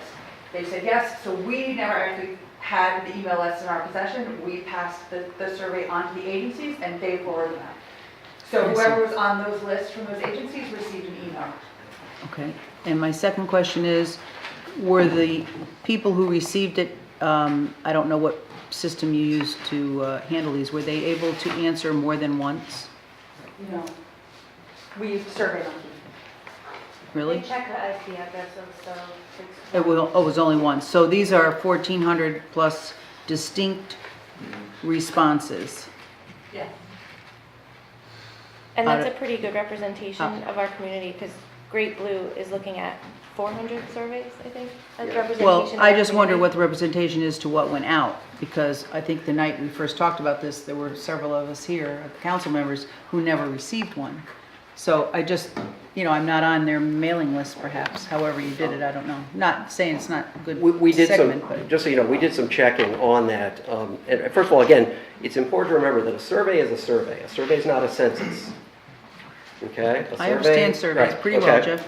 And it's not a focus group, so it's meant to be somewhat wide. But, so we wanted to see why some people did not, on the town council did not receive them. And social services did not have, if you want, I can name names, but. No, I just wonder, for Okay. instance, we have I'll put it emails this way, within the town. yes. The people who work on, and volunteer on all the boards and commissions, the people who work for the town, we get them all the time, you know about those. I just wonder why. Well, I it know that wasn't some of you are given- on the library board, but you are not on the library board's email list. I'm not on the So, library board. Those Those are commissions, there's volunteer commissions. I just We was had this curious. argument last time, it's water under the bridge, I'm not Right. sure why. No, we- but You know, and well, you know, but it and there was does another- it lends some, I'm not gonna say good, bad, or indifferent. It just gives me some information on 1,466 survey replies, which you say are distinct. Just gives me something to think about as to, out of our 20, how many households we have, 27,000 people, where this came from. You know, when you do a survey, a demographic is also part of the information you want to take into consideration. So it's sort of spread around, but the people that are volunteers and work for the town might not have been included in it, that's all. It's over and you're looking for another one, but I just wanted to make sure I understood, because as Peter Mullen didn't have time today, I kind of did a little bit of looking through these many pages. Peter, it's quite interesting. You'll see your pool on here. And Private Party Place. I may start reading them. Private Party Place was my favorite, but I was just surprised that you say they were all individual responses. Some of them are eerily similar, typos included. Just curious. Can I speak to that? Sure, ask him, he's the boss. What's your name for the record? Greg Bowen, I'm on the Community Center Committee. I did some of the research with regards to some of the companies that we looked at. And anyway, I did a test on a personal test on the online survey, and I was able to take it 8 times myself. You can take it, but the SurveyMonkey tool is designed to only accept one response. It filters them. Not the case. And also, the survey company said that the comps, I'm sorry, it needs a nose along the way. The survey company said that they couldn't regulate the content, they couldn't guarantee that it was an individual for the very purposes that I just described, that one person could take it more than once. So they said they can't do that. They did, however, say that statistically it didn't matter. When you compared the numbers for online versus phone calls, statistically it came out to be about the same. Were phone calls made for this? No. Oh, okay, you're talking in generalized Correct. survey, okay. Okay, thanks for the answer. Can I just add something? I'm Heidi Adele. We did have one survey at the beginning, and then we had heard that some people hadn't received it. So the second set of results were from round 2, where we had tried to distribute it to the people who had requested it. It didn't make a big difference. Maybe there was a difference of 40. I'd have to look at the exact number. But that is exactly because of those results and your concerns is why we took the measures to look into Great Blue, and Greg Mullen did a lot of work for that. So Great Blue will hopefully assuage your concerns about the validity of the survey.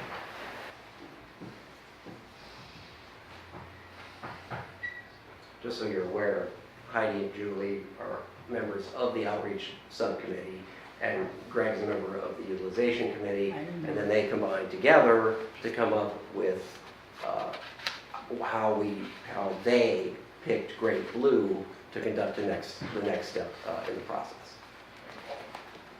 I think we're only on committee members, you're on the committee? I mean, it's not open forum, correct? No. Yeah. They're on the committee.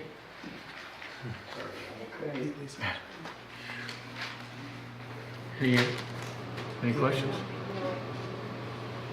Paul? So I'm just going back to the charge, which is one of your first slides. So It said study the feasibility of a community center. I think you guys have done that so far. I know this is just an interim report and you guys aren't complete. I did not see anything regarding the recommendations of the committee as it pertained to what they believe the composition of the community center should be, except in really general terms. Is that correct? I'd say that's correct. It's an interim report. I mean, Yeah, so you guys are gonna come back to us then in a couple months saying, based on the consensus of this committee, we believe this is what the composition should be? right? Okay. Well, but that's all part of the survey process too. It's like, it's not just what the committee thinks, it's, okay, what is the feedback from the community, because they may have different ideas than what we do, because I might want, 15 ping pong tables, and the rest of the community would rather have 15 pool tables, so. But just and I'm like, just throwing that out as an yeah, I example, mean, but yeah. Jeff, I mean, just like we were voted on the town council to Right. represent the taxpayers. Right. I mean, did we not appoint the 25 people, which have been whittled down to 17 or 18, Absolutely. to represent the interest of the taxpayers Yeah. as well? Oh, no, but I'm just saying that, yes, we want to be able to take their thoughts into consideration, and then we will, make those decisions. We just haven't had enough information yet. How about operational structure, like how many people would be needed to run a community center and what those costs would be? I think it all goes hand in hand. I mean, again, it's an interim report. We've done a lot of work. I know, but we're suggesting tonight, right, you guys are requesting money Right. for a study, but we don't have the basic information yet to know, what would be in the community center. You're saying you don't want to do the work, you want us to hire someone, and then they're going to come up with it, or? No. I mean, most of the community centers are generally run through Park and Rec. And then again, that's looking at the 30 other towns that have them. Now, that doesn't mean that's the sole and only way to do that. That just happens to be the model that many towns follow with. But again, it depends on that composition. If Park and Rec is not part of a community center, then obviously they're not going to be the leadership factor in that. So, and again, like for instance, with the senior center being the community center or part of the community center in most communities, it generally is going to flow through the community center as to, for instance, how the space is used, who's going to ensure that public space is given to different groups, things of that sort. So, it's the composition that's going to drive that. So you had referred earlier to the Pettibone building as it related to the existing spaces utilized within that, and gave detailed square footages on that, but not things like the senior center or the library, for instance. So is the committee's direction that you're heading, is that building's utilized, or because then you were looking about the additional square footage needs, or? So it's not our charge to determine where it goes. We'll come back with a recommendation as to what we think, but that's not part of our job to decide where it goes. So we're just talking about what's in our current community center, how much space are they using, and do they think that they need any more space? Who else wants to get in, and how much space do they need? We're not going to look at the library because that's not going anywhere. We're not going to look at the senior center because they just got a grant. They're put on an expansion. They're not going anywhere either. They're locked in for at least 5 years. So I'm not looking at the senior center. I'm looking at what do we have now? But when you look at the survey you did of 30 towns, out of those 10 towns that had some sort of a community center function, the primary majority of those utilized their library and senior center as their community center. So are we saying we're going to ignore what the majority of the other towns do, and our community center doesn't consist of that? I'm confused. Well, our community center, I don't think it can. I mean, Are you planning on buying up the property between the library and the senior center? No, I mean, I'm just going to your guys' research, right? You're saying our community center closed in 1979 or whatever it was. Right. It didn't close, it relocated, right? No. You have Mariel Center for the Arts, which does the performing. That was founded in 1951 as still Private. a private entity. So it was our community center was private, not run by the town? no, Mariel is private. Correct, but that serves certain functions of what our community center previously did. You said we had an orchestra and, no. So So it says located at 29 Church Street. Parks and Rec was the first agency to occupy the community center. We Yes. still have a Parks and Rec, right? Yes. Okay. Then it says programs offered to all ages and provided various experiences. Youth programs including sports. We do have Parks and Rec and Youth Agency, which serves that purpose, correct? Oh, yeah. Yes, Absolutely. but they were not all together at the same time. So what you're So, saying is because they're not Up in one until about 2 location, it years doesn't ago, count? Parks and Rec was down on Bridge Street, and the youth agency was in East Street. They were not together. They were not in a community center. Now they are. Okay, so I guess my question is, are the functions of the community center in 1979 still performed today by various town agencies? Oh, let me just keep going because I'm just going through your slides because you say arts and crafts. I mean, doesn't the youth agency have that with our youth? And doesn't the rec portion of our Parks and Rec do that through their classes? Yes, in the Okay. community center. But if you want to say all of the functions, I don't see us hosting any law classes. I don't see us hosting any typing classes. I don't see us hosting any computer classes and things of that sort. Now, again, the Board of Ed money. But again, these are the things that. Oh, the senior center does. They offer those. They offer typing. They offer the computer classes. That's The library also offers What those does- classes. What does a 35-year-old person do? Well, it's all education. They go to the library. No, The library offers the similar courses, Jeff. And then if you look at the Board of Ed, they have an adult ed program that offers many of those same courses as well. That's Board of Ed. That's not the community center. But if the town's offering it, long as- Okay. Yeah, but hold on, so I'm sorry to interrupt, but I think this is an interesting point. And again, I understand it's an interim report, and thank you for your work. One of the things going forward, when you come up with the final compilation, is will there be cannibalization from other entities and programs? And you have to offset that with then what the final square footage needs and the overall program needs are. So just tuck that away for consideration for the final report. So you're essentially referring to like synergies between departments? You can call them synergies or cannibalization, which one, Okay. but there's only so much in the population, and if you offer the same, I think we've run into this in some departments. If 2 departments are offering the same program, there's only so many people who are gonna sign up, and then we end up with extra costs and non-sustainability, so just think about that. And then the popular after-school programs, including the game room. I mean, we do have the Max down on Railroad Street that has the game room, right? They do. I don't think the Max is just open as a free-for-all every day after school, though. So you're different. So maybe we should open that more hours, you're saying? Or you're saying we should construct another facility that provides the same thing but have that open more hours? I think that's part of what the survey is going to look at. And then you were discussing, so you're not looking at the library and what the new proposed library is offering from a meeting room perspective? Because I saw one of the shared community centers, basically its primary use was for meeting rooms. I forget what town it was, and then Kent as well. So you're saying as part of your charge, you're not going to look at what the new library is going to potentially offer and what needs they could serve from a meeting space perspective? I don't know what the library is going to offer. They haven't offered it yet. Well, we have full design plans, right? I just wanted to speak to the proposal by Great Blue. Please take your time to look through that because I think that will answer some of your concerns. In fact, on page 6, one of the charges is for them to do the survey of all residents in terms of their overall satisfaction, of their perception of the current facilities, of all those things, and to communicate with all the residents, and then to figure out what the cost is that the residents are willing to pay, and that is part of our charge. We started, especially Greg Mullins Committee, looking at the price of each building, so that's the next item on our agenda is the cost. So for that 18,500 or what it is, they're only going to contact about 400 of the 30,000 residents? Is that the? Greg has this more memorized than I do. Okay. Greg? Yeah, that was recommended for community websites. That's $50 a touch, that's reasonable. It's for the validity. The reading.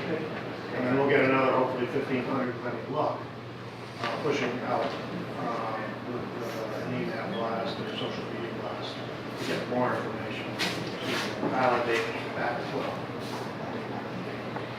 So then in the precedent section that you provided to us, so there's 30 towns you guys looked at. About 10 of them have some sort of a community center. Of those 10, 3 are run by nonprofits, right? Sherman is JCCC, Brookfield is YMCA, and Brookfield also has, I believe, has their own facility as well, but we were just using the YMCA just as an example of, a privately run community center, so. So out of the 30, I looked at this spreadsheet that you guys presented to us tonight. So only 3 of the 30 have a dedicated community center based on what you provided. 10. It was 10. Could you show me? Because I'm 10 not towns. following that.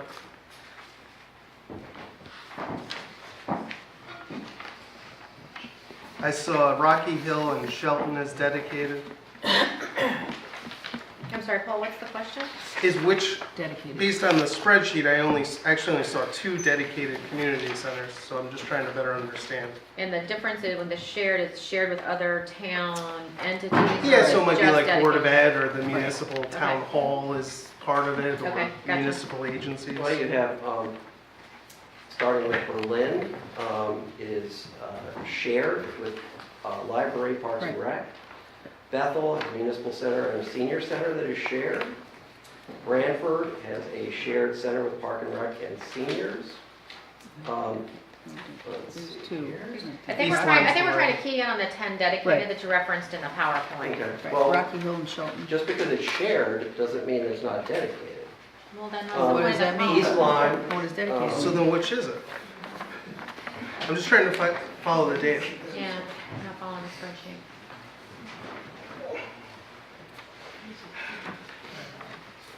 Because all I see is out of 30 towns, Milford, 2 that are dedicated. in Milford, you have multiple converted schools. And if you actually take a look at it, what many of them are, and how they also combine with the Boys and Girls Club, they're actually on the same plot of land. So even though there might be a few buildings on it, it's all within like the same plot of land. Yeah, you missed East Lyme, that's the library is their community center. Yeah. Sorry? You missed East Lyme, where the library is their community center. Yep.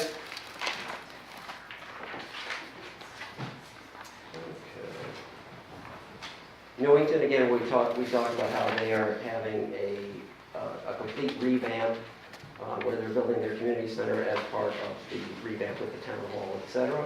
And the Board of Ed, right? You name it, it's gonna be in there. I mean, the town clerk will be in there, or any town hall function. Board of Ed, I think, was, if I remember from the article, Board of Ed gets like the 3rd floor dedicated to their needs, and then there's a community center with multiple athletic facilities and things of that sort there.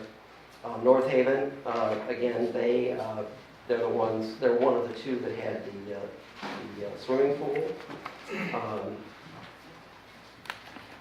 Old Saybrook, they're one of the communities that's focused mostly on recreation. Rocky Hill has a dedicated facility. Shelton, a dedicated facility. Southington, no dedicated facility, senior center only. Stonington, I think we discussed that, was the one where it's a private group that runs their beach and other outdoor facilities. Wallingford has a dedicated facility. And Windsor is a shared facility with the Recreation Department, BOE, and seniors.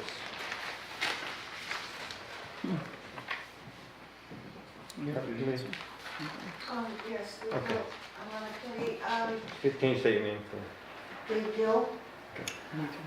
One of the issues that you have to acknowledge in town is that after the demise, if you will, of the original senior center facility some years back, units grew, and as Michelle indicated, we had Parks and Rec at the former post office, which is now probate court building.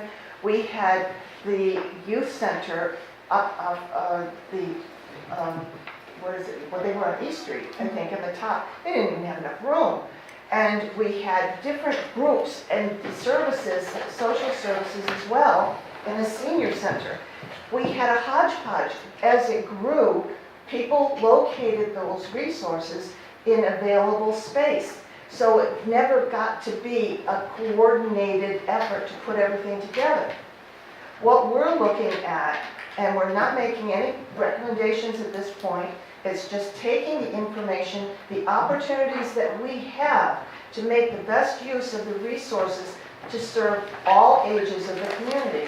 If we combine municipal with recreational and educational and social service activities, whatever, if we can keep these in a reasonably concentrated area, that would be a benefit. One of the other things that we face is, and this is important, people ask about what's going on in our community center. We have no signage to speak of.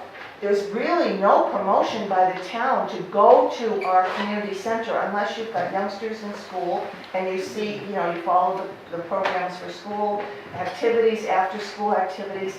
They even have pickleball for seniors. That's fun. But anyway, the point being is it gives us an opportunity with this survey to find out what the interests are and goals of the community at large, all age groups, income groups. And by doing that, we have to find out how we can best put them together at the least cost but most effective use. And the survey will guide us. But you can't expect, Paul, that, well, what do you do this? What does this town do? What does that town do? They're not in Milford. We grew up differently. We had buildings available. We used pragmatically. Can we get back to the questions from the council, please? So then just to confirm, the 30 towns that you guys looked at, only 3 have a dedicated community center, so 10%. No, that's, no, 10. Oh, okay, well then, we According just to went through this the whole draft, list. Yeah, and I named for you, The 3 that are dedicated. no, I named for you multiple ones that have a shared community center. Well, we. I asked dedicated. Dedicated Because that's is what you what guys the were stat speaking to is. the whole night, is that you're saying it all has to be in one facility. Right, well, if it's But- shared, but out of the if it third- is shared by, for instance, library, park, and rec, that is their definition of community center, and therefore it is a dedicated facility. Is I Nick think here? it's Is Nick semantics. not here tonight to Nick- answer that? It's Nick's his not here. spreadsheet. Yeah. Yeah, I'd like and to this ask is- and Nick this some is Nick- questions this if is Nick's, possible, because you I know, guess that's Nick's work confusing and to Nick's, me. Nick's Yeah. definitions. Yeah, it Yeah, does. I feel more mean, comfortable if we had Nick you know, here. the thing is, you know, Maybe we'll Nick- have him Nick come in so knows he can this- explain it. Nick knows this as well as anybody, Yeah, so. anybody knows. All right. Each town defines a community center differently. So, some of them define a library as a community center. Some of them define a senior center as a community center.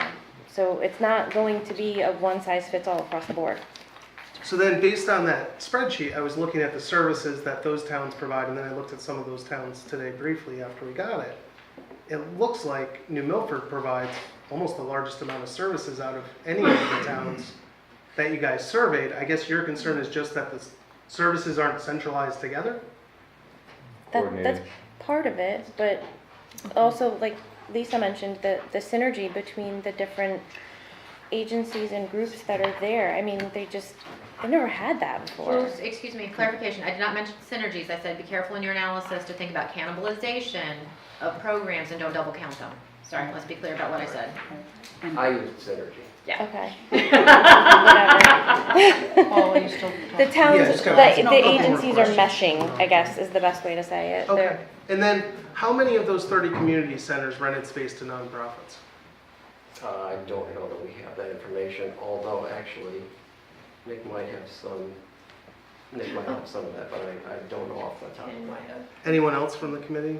do Actually, I will say again, for instance, Milford, by combining with the Boys and Girls Club, that is a joint, that is a joint effort. Greg, Whether there's rent paid or not, that I don't know. Greg, you had your hand up. Yeah, so the work that the Space Utilization Committee did also did a little bit of precedent work. A few that we shared with Nick, and a few were our own. None of them had shared nonprofits in the community center. None of them.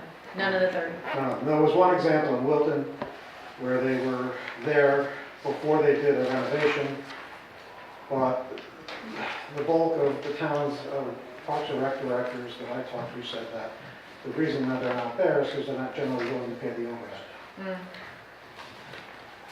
So then of the nonprofits, the potential users that you have, Robotics and Beyond, I think they currently use the makery space, right? So we're suggesting, the committee's suggestion is to take business away from Mr. Bengrove. No, and then that to- is their suggestion. That is not ours. The That is robotics. theirs. Robotics has approached us on multiple occasions. They were in 30 Birch Street. I know that. They were down the hall from me. I work in 30 Birch Street. They were there. They left. They went to the makery. And now they are looking for other space. I think the makeries give them the space as a It's a- favor. yeah, Not, he's not exactly. taking Do the literacy volunteers on the green pay for their space? I don't know if they do. They pay a small fee, same as the culinary school. The Culinary church- school pays where they are, right? Well, the literacy's in the same place. They're at the church also. Briff Mart pays where they are, right? Yes, they do. So the suggestion then of the committee is that these people who are currently paying rent to landlords who pay taxes in town, that we welcome them with open arms to come locate to our potential community center? I said that they've approached us Yeah, I about can speak to being that. in the community center. Well, both. We're not suggesting any of this. We're not making No, recommendations. no, I'm just saying, as a committee, do you think that's a good practice for the town of New Milford? I'm not going to speak for the other Can I 15, speak? Because I'm one of the 16 other. Yes. Please. Both literacy and the culinary school are bursting at the seams at the locations they're at, and they need to move. Whether it's in the Pettibone or a private entity in town, they need to get out because their services have grown to the point where they need to move on. So if we And do, they approach the town because there's facilities there that would make sense to them. Part of what we were doing when we did the nonprofit, helping out the nonprofits was do they serve a service to the town? And some of the reasons these nonprofits are looking to the town for help at, and yes, it might be a little below market, is because they are doing a service to the town. Robotics Beyond does teach manufacturing and other vocational skills. The culinary school does teach, does do job training to get people moving on their way. So, it's one of those things that we've talked about with the nonprofit is if you have the service you're helping the town at, then it's something that we might want to work with. And this isn't asking for a handout, it's just asking for a reduced rent in a facility that's already existing. we don't know if there's a facility right now. Right. Well, yeah, I mean, it's there, it's being used for municipal buildings and it's heating and air conditioning, so it's. But we don't know those costs, right? I mean, that's what they told us. I know, I'm just But we're trying to agreeing clarify. to, we're agreeing to rents and we don't even know what it costs to run a building. And as I said, the market. Yeah, that's fine for now. Mike? Yeah, why can't we rent a community center to profit businesses? Why does it have to be limited to nonprofits? I don't know why we continue to support these nonprofits, and why can't we give the same idea to for-profit? And I suggest that we move on if there's... I have another question when you're done, Michael, so we've got to wait a little bit. You're done? I just want to say this. I know that and I said this before, there's an elephant here that all of us try to ignore, is that if Pettibone was still a school, if it hadn't been decommissioned as a school, all of these comments, all of these nonprofits, all of these things we're talking about, if they're bursting at the seams, they would have at some point had to find another alternative. And I find a bit of an issue with the fact that even, Michelle, I know you're just doing the numbers and you're trying not to take a point of view or side, but it's impossible when we talk about a building that was a school that because someone called it a community center. When I grew up and the community center was across the street, it had nothing to do with any municipal business. The fact that Mr. Fletcher was there, if he was part of Parks and Rec, who knew? We were kids. And one of the reasons I'll tell you that I think it stopped being community centers because kids found other things to do. I mean, that's a cyclical thing. We do now, kids are doing different things than they were 10 years ago. The bottom line is, if you really want to be objective about this, I think you should stop thinking about it in terms of what we all think of it. Oh, because they're together now. Paul makes a wonderful point. New Milford has fantastic programs, particularly for kids. Our youth agency does a wonderful job. So does Parks and Rec. All months of the year, along with the Pratt Center and Village Center of the Arts and all these others. So if we're doing such a good job, why does it have to all be combined? Because we have this building? That's really the cart before the horse. That's just not lineal thinking. Is just because you have an empty space, does that mean you have to put things together? And that's where I see the fallacy or the problem in all of this. There's nothing wrong with your data or whatever, however you want to manipulate it. But I just say, can't we just forget for a minute that that building is there and approach what you're doing as if there was nothing? You gave us all the dimensions of that building. And Paul's right. There's other places. There are empty buildings around town. Maybe the town doesn't own them, but perhaps they would be a more fiscally attractive way to do this. A Butler building walls can be put up to be anything. Right now we got 4 people in so many square thousands of feet that it's not practical to heat and to cool and to have a room for a couple of us to sit in. I think we all know that. And as long as you use a building like that, that's got to have a lot of work done. I still say we're missing a little bit of this by not thinking outside the Pettibone building box. And everybody calls it a community center, but it isn't a community center. It's an organizational facilities, whatever you want. It's a town agency building that somebody plays basketball in every once in a while. We don't use the majority of it. So I think if you really want to have a conversation about this, we spent a lot of time, you've all spent a lot of time and a lot of work, which is much appreciated. But it all comes back to everything you work on comes back to that building. If there were still kids in it, what would these people be doing now? The food bank would have found some place to go. Robotics and Beyond would have found some place to go. You know, market determines a lot of times what happens. So I just wish we could just stop constantly going back to that and think of it in terms of really being objective. You know, what other alternatives are? I already see in the Great Blue here or whatever, they're already thinking in terms of that. So I think it's all too biased to be anything other than if it can't fit in everything in one building, we don't want it. And that's all I got to say. May I please address some of those concerns? No. This is not, I'm sorry, Julie, but it's just, we're council and we really shouldn't be taking a lot of time going back and forth with this. I just really feel that it just goes on and on about that building, and as a council person, I get to say it. I know you worked hard on it, but it's up to the mayor. If he wants to allow it, that's fine. Lisa?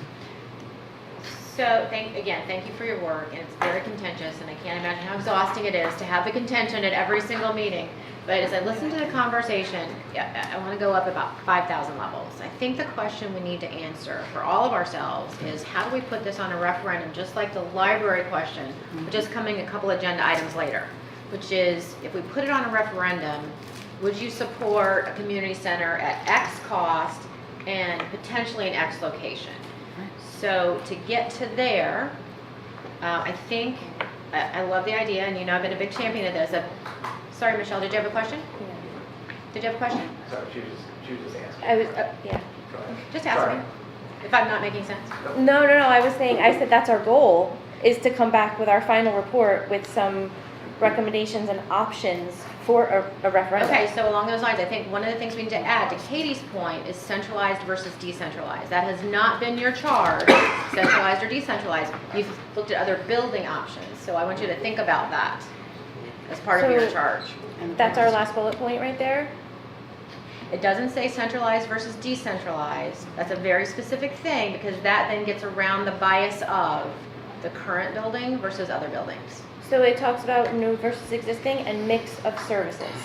That's your location. So again, that's, if you said that to a market research firm without the history, they may not understand that that's the contention. So I want to be very literal about that with them.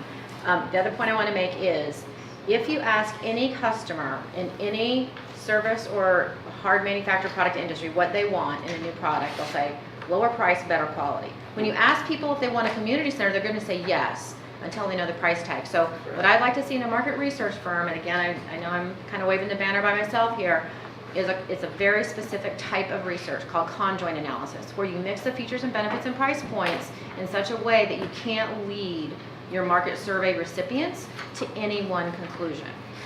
So just food for thought. I don't know if that is something that Great Blue does or not. But I'd like to throw that out there.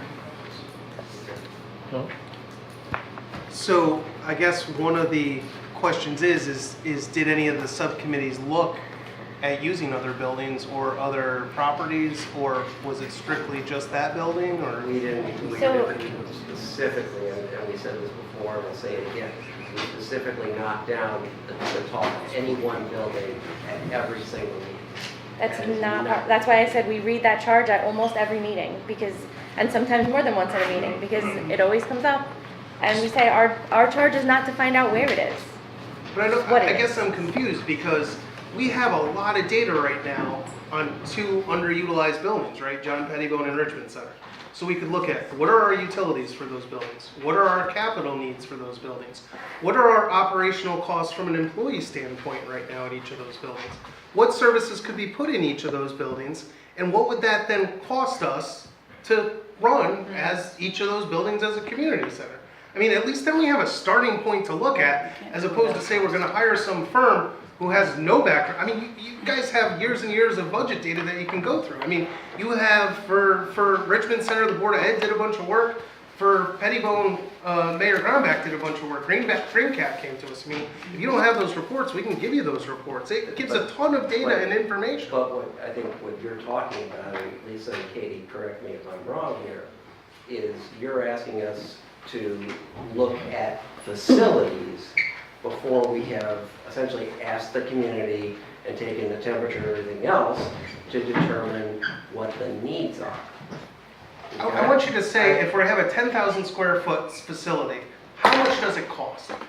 How many employees are going to be needed to run it? If you want a 30,000 square foot We're facility. looking at what's the difference between new and existing? What's the mix of services? Okay, so you're gonna come back to us with, if we have a 10,000 square foot, 30,000 square foot, 50,000, 70,000, this is what it's gonna take from, as part of the original charge, right?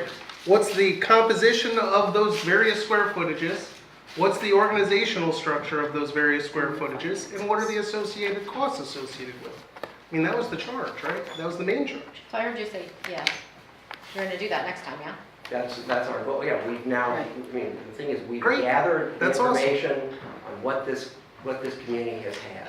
We've gathered information on what other communities in Connecticut have. We've gathered information on, the feedback from the community, and then we've also looked at how our agencies currently utilize certain space. So for us to have moved forward looking at costs and space needs and anything like that without collecting that data, we would have been just like lost in a forest. Okay.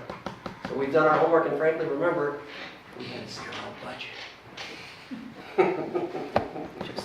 As do we, just like the council. Just like the council? Well, I don't know, I got copies made today for free as opposed to the $75 I spent at Staples last week, so. But thank you. Anybody have anything else?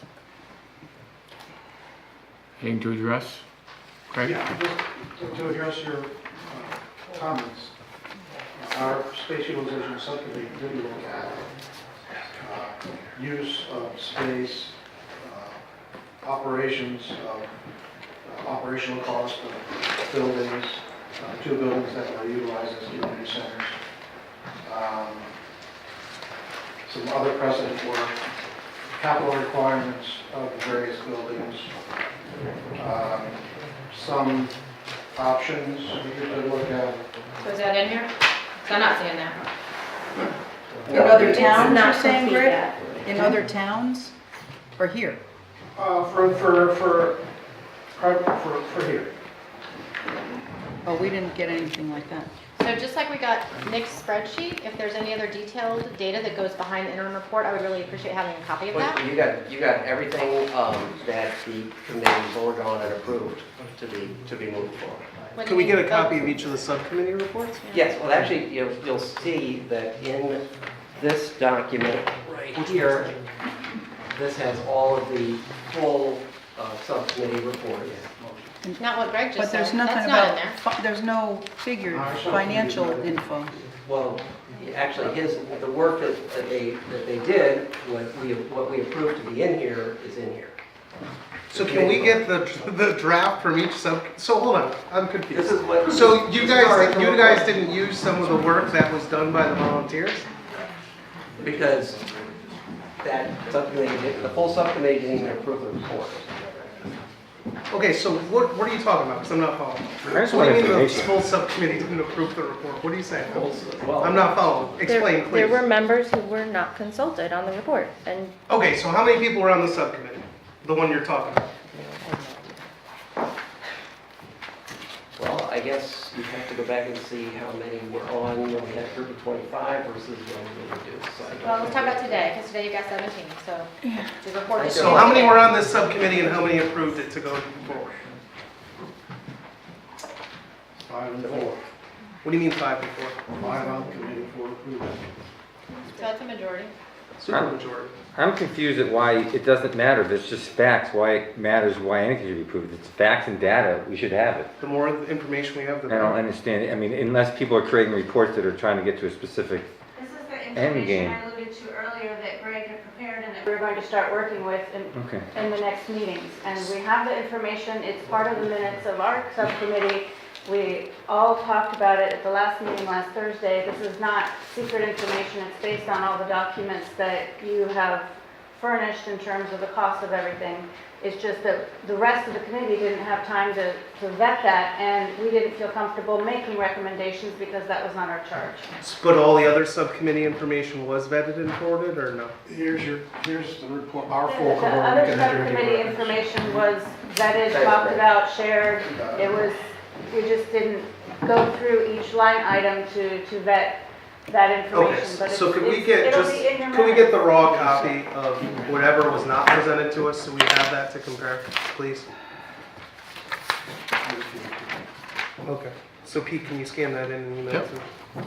Thanks. Adrian, did you have something you wanted to say to the committee? Surikia? Did you have something did you want to say to the committee? Julie, did you have something? you wanted to- Right, so the purpose of this first initial survey, right, I'm not a professional pollster. We were asking ourselves in the meetings, what does a community center mean, right? Is a library enough of a community center? Is that what we want, you know? And so part of that initial survey was to find out what do residents in New Milford think a community center means?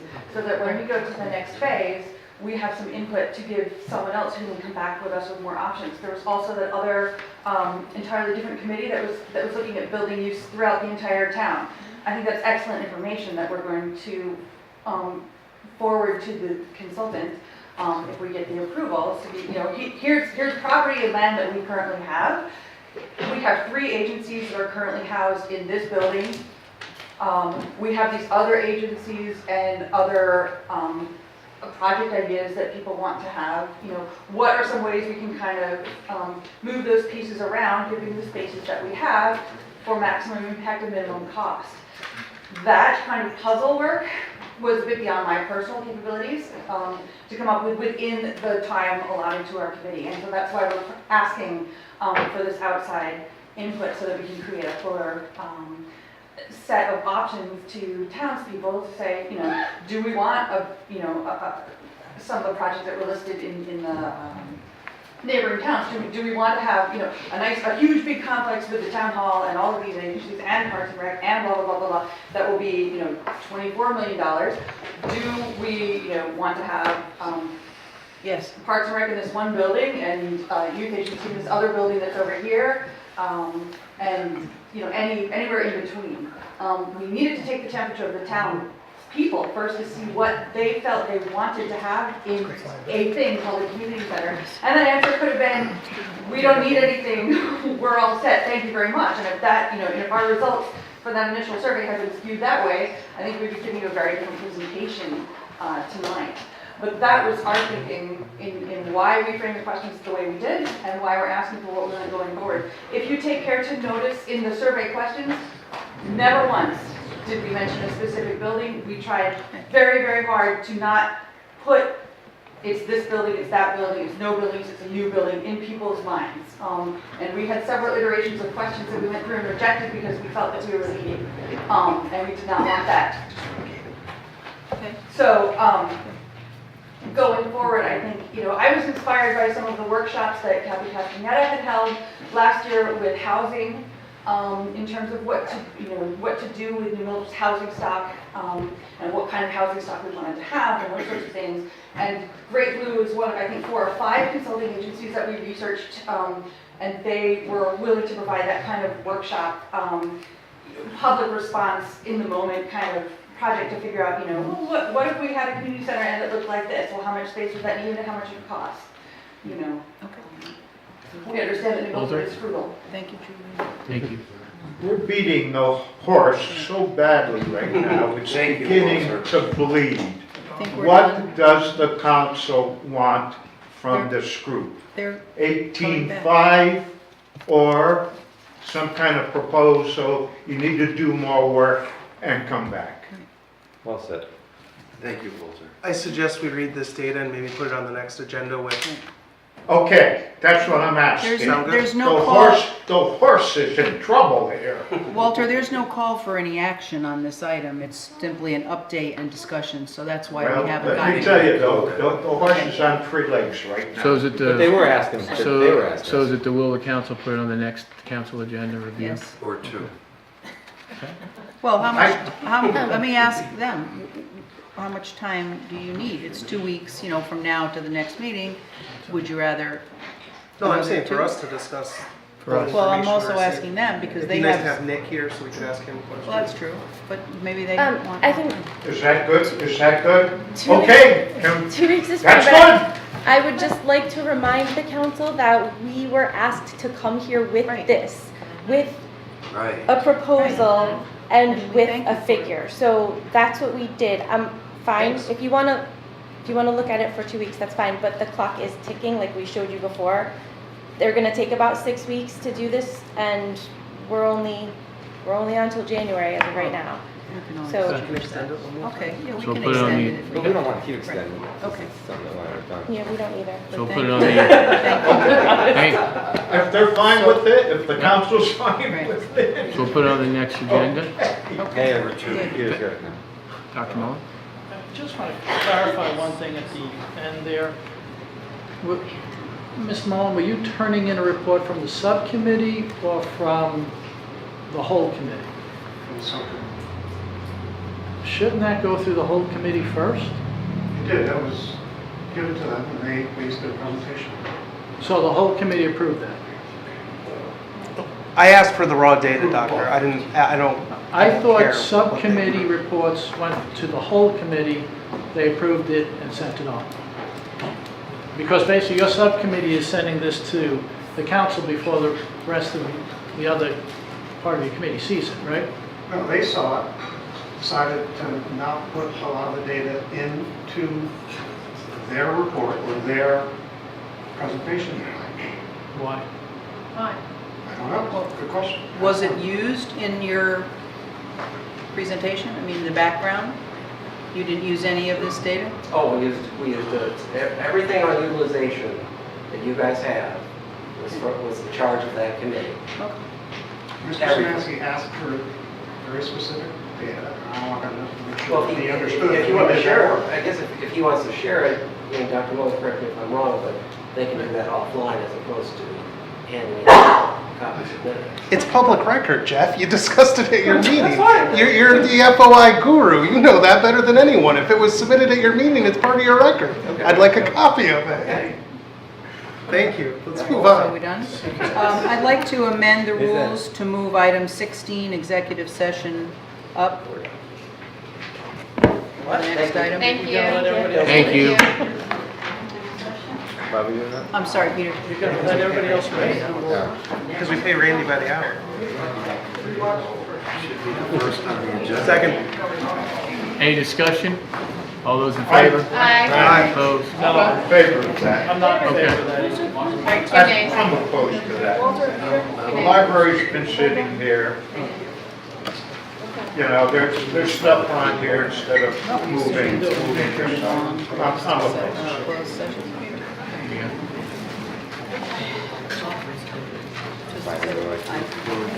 We have a vote.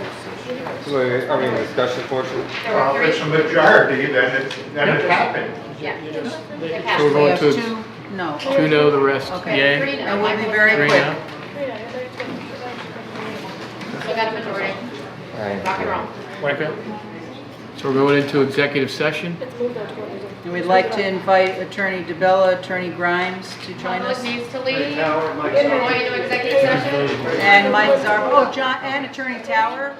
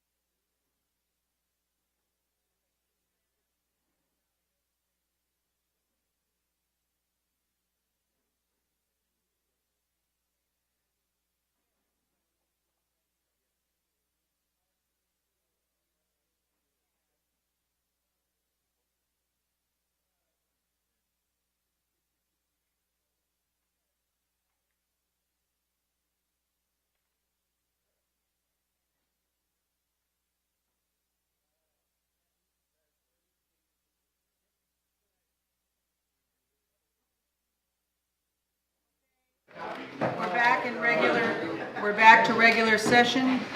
There were during executive session, there were no votes, no motions made, no votes taken.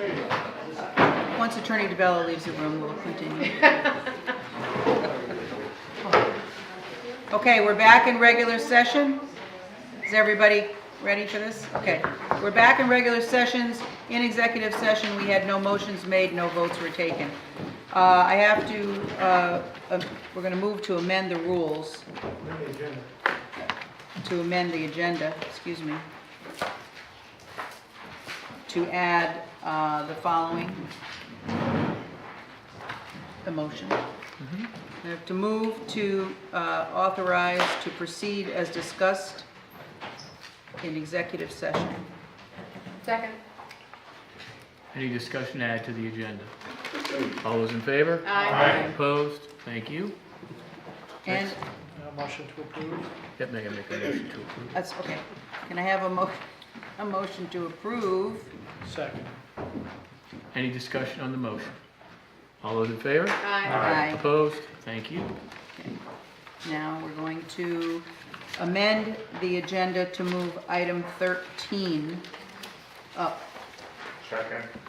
Any discussion on changing the agenda and hearing 13 first?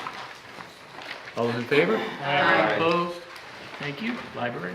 Okay, item 13, move to accept the resolution to approve the official submission of the application for state funds as submitted to the Connecticut State Library for the 2018 Construction Grant Program on August 31st, 2018. Second. Any discussion? We spoke about this at the last meeting. This is just to create the finality of it. Any discussion? All those in favor? Aye. Opposed? Thank you. 13B, move to call a special town meeting contingent upon Board of Finance approval of a special appropriation not to exceed $6.5 million for the renovation and expansion of the New Milford Public Library. Second. Any discussion? All those in favor? Paul? Yeah, I mean, I think we should, what? Okay. I just think we should discuss the potential of putting this on our referendum. I feel strongly about it, and I will put in as much effort as anyone in town to support the project via referendum. Mr. Grimes? The procedure is as follows.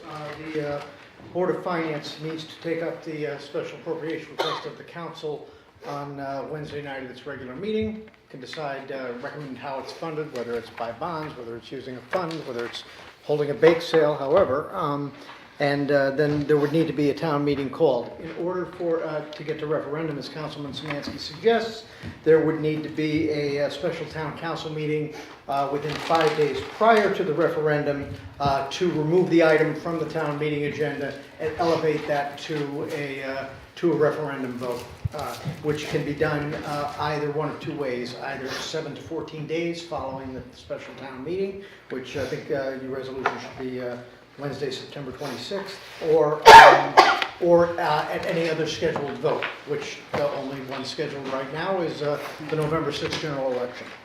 But the prerequisite to all of it is that the town council calls a special town meeting first.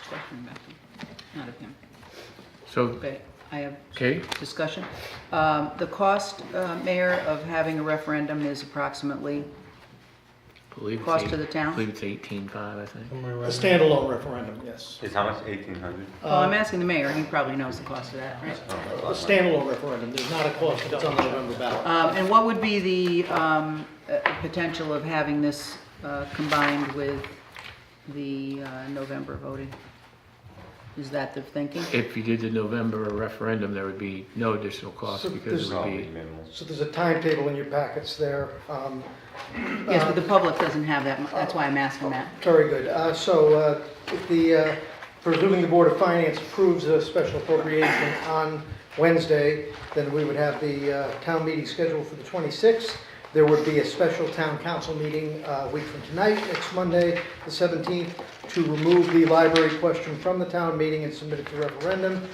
Ms. Pritchard, our town clerk, faces a deadline of Friday, September 21st to get all questions to the Secretary of the State for the November ballot. So it would need to be submitted by then. And if it's submitted by a week from Friday, it would go on the November ballot without the cost of a standalone referendum. So the 21st, today is the 10th, so the 21st is 11 days. There's 11 days to get those questions up to the Secretary of State. Right. In order to be on the November ballot along with all the other voting that'll take place. And then this particular item won't cost $18,500. That's correct. And then Wednesday, the 26th, is a special town meeting. That would just be for discussion purposes. The But you have library to, folks could but just present- so the public knows, you have to have a town meeting Right. anyway. Correct, to No matter consider but either not way. vote upon. Right, and Right, in that either town way. meeting discussion, is that a two-way discussion? Is it a, as we have comment, is it discussion? Does the Committee of Modernization or the library trustees need to be there? Would it be Q&A? You know, it is really the prerogative of the moderator. Most meetings of this nature, it's called a 7-7 town meeting, meaning you're considering but not voting upon, would have a presentation of the proposal folks are going to vote on about referendum, and the group sponsoring it, in this case the Library Board of Trustees, would take Q&A from the public about the proposal, and people would be free to either speak in favor of or against the library proposal. It would be such as our public comment Very here, similar but to there that. would be ability to answer questions. That is correct. Mike? Why do you feel so strongly about a referendum? Just like if we're spending money on a community center or any other Right. large. Well, we didn't do that for capital the athletic project. fields, did we? Well, Nope. no, So but- what difference is it? I think we should have, quite Right, honestly. yeah, me too. Well, I think a town meeting is fine. I don't think it needs to go to a Well, referendum. Councilman Gold, just so you're aware, all the council is doing tonight is calling a town meeting. A decision on a referendum would be made at a special town council meeting next Monday. Yeah, I understand. Dr. Miller? Who would call that special town council meeting? If it's not called, then there is no special town council meeting, and it's a town vote on the 26th, correct? We'd have to call it, Who is we? the mayor. We have to call it. So it'd be your decision to call the special meeting or not. Oh, we don't even vote on it here, right? We're It's talking the about prerogative of the council. But we're not even voting on that. We'd have to vote at the, next.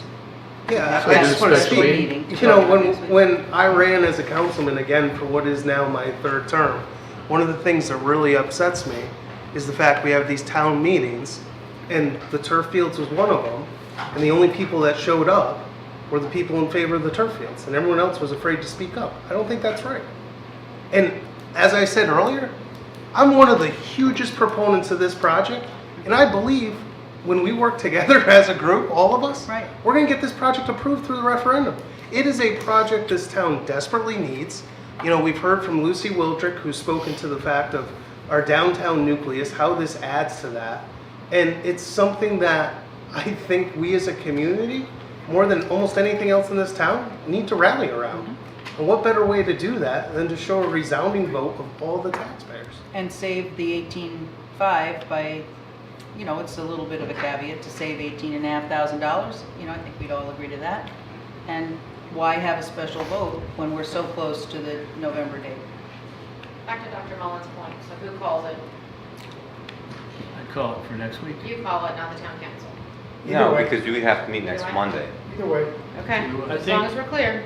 I think the town charter allows either, it has to be one vote by the town council to have a special Right. meeting. now you could make a motion tonight, or the mayor could call it with 3 days' notice. And I think you've got a pretty defined purpose. I mean, Yep. well, first of all, also, I will preface this, all of it's contingent upon the Board of Finance passing something on Wednesday. They could turn it down Wednesday, and then none of this stuff will happen. This Wednesday This is their Wednesday. date, right? So of course that could be the deciding thing right there. They're talking about turning down the project.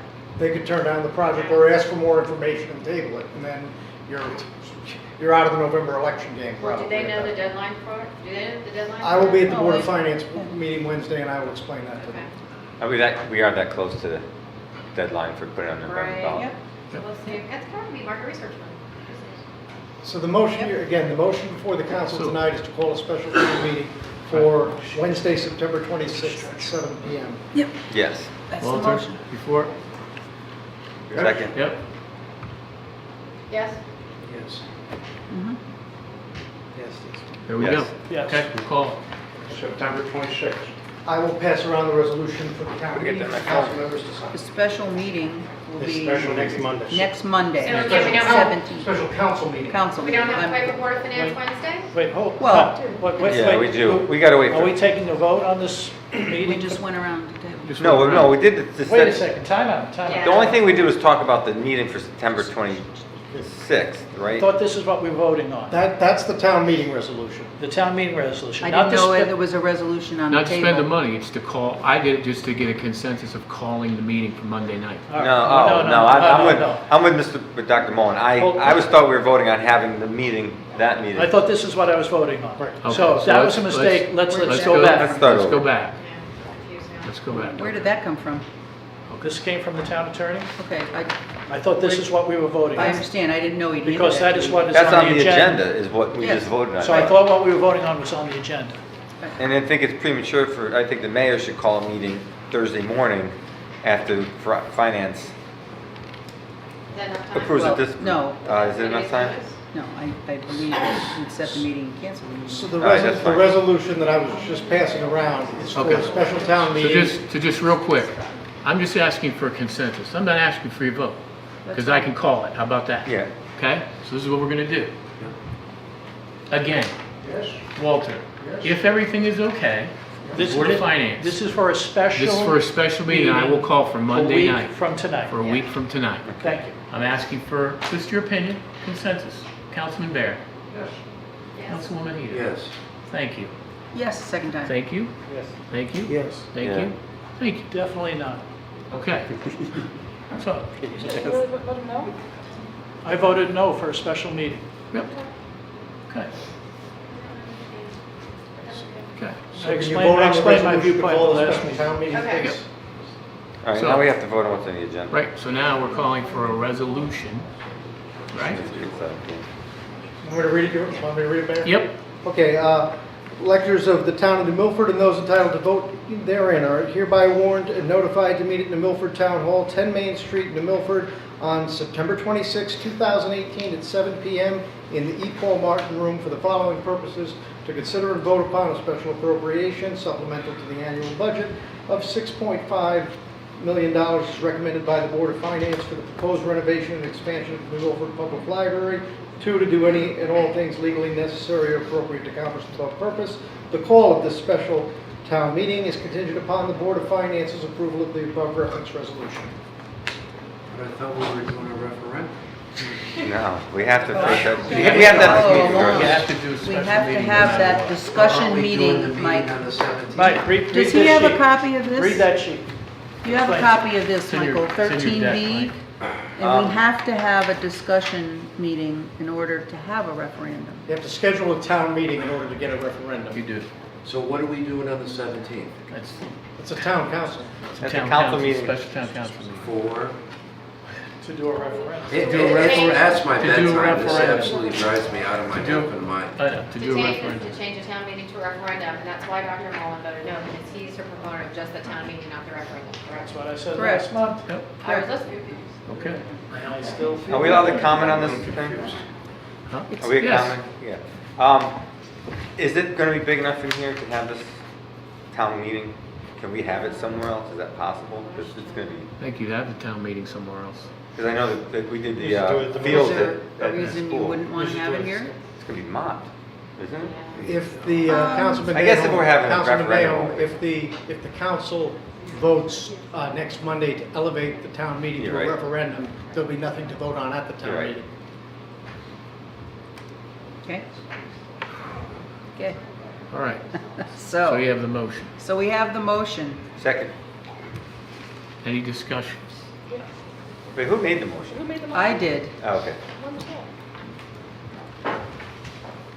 Any discussion? All those in favor? Aye. Opposed? Thank you. Mike's gonna abstain. Okay? Michael, has Michael got any, want questions? before you go away? I don't get the 7, I don't understand the procedure. I honestly don't understand who's on first. It's very confusing. I'll call you in a minute. Thanks. Mike, I'll call. All right. Mike, hold on, you Okay, gotta sign this, even though you don't understand. Item 14, mayor's office. Nope. Wait, no, 12, are we 9 going back inch. to I'm 11? sorry, back to, I'm sorry, item 12. No, 11. We didn't do 11? No. 11. Oh my God. I love the job. Where's everyone going? Okay, item 11, personnel.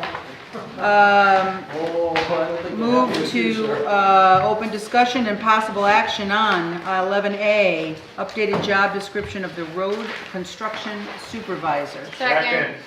Surveyor. Surveyor, sorry. My eyes are dry. Blair? It's wind. These are new jobs, correct? Yes, sir. That's Yes. correct. Good evening, everybody. Both of them. Both are correct.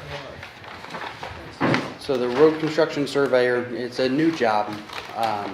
The mayor had asked me to reach out to the city of Shelton as they had a very similar position. And I did that. I also went to CCM as well as the Society of Human Resource Management and compiled this document, which I think does a pretty good job of just explaining exactly what the surveyor's responsibilities are going to do.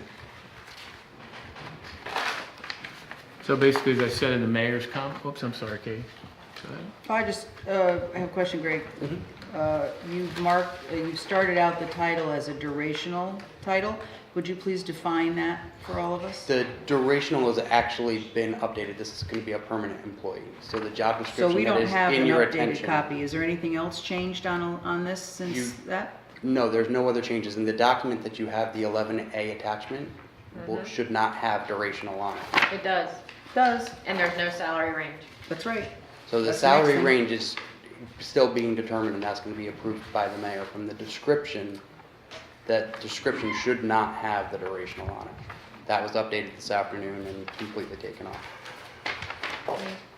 So I have a question, and I apologize for my ignorance. No, go but ahead. part of our responsibility is fiscal fiduciary responsibility to the taxpayer. So if there's no salary on here, Right. I can't approve this. Me neither. Yeah, I'm with you, Lisa. Without any salary, it could be anywhere. And From the research that I did. That's this not the would- same. It's not on the job description, Greg. I don't mean to cut you off, and I don't mean to be contrary, but we've been involved in these job descriptions and changes and new ones, and I think when we discussed it, we made it clear that we needed to have, if nothing else, a range. So I'm a little dismayed that we have something in front of us to talk about, and it was changed this morning. Do we not, Mayor, put out an agenda that says this is the final agenda, the revised, and that's it? What causes changes? So let's table it instead of beating it again. Yeah, I agree. I'm not, Second. If there's a motion to table, I would go along with that. motion to table. 11A and 11B. Yeah, motion to table 11A and 11B. Is that what you said? All right. And then can we Great, thank provide you. comments to the mayor's office? Yes, I think that's That is important. We quite should our- all put our comments to the mayor's office. Or should we send them directly to HR? Send them to me. Send them to the mayor. Okay, so All right, moving all those in on. favor? Aye. Opposed? Okay, moving on to item 12.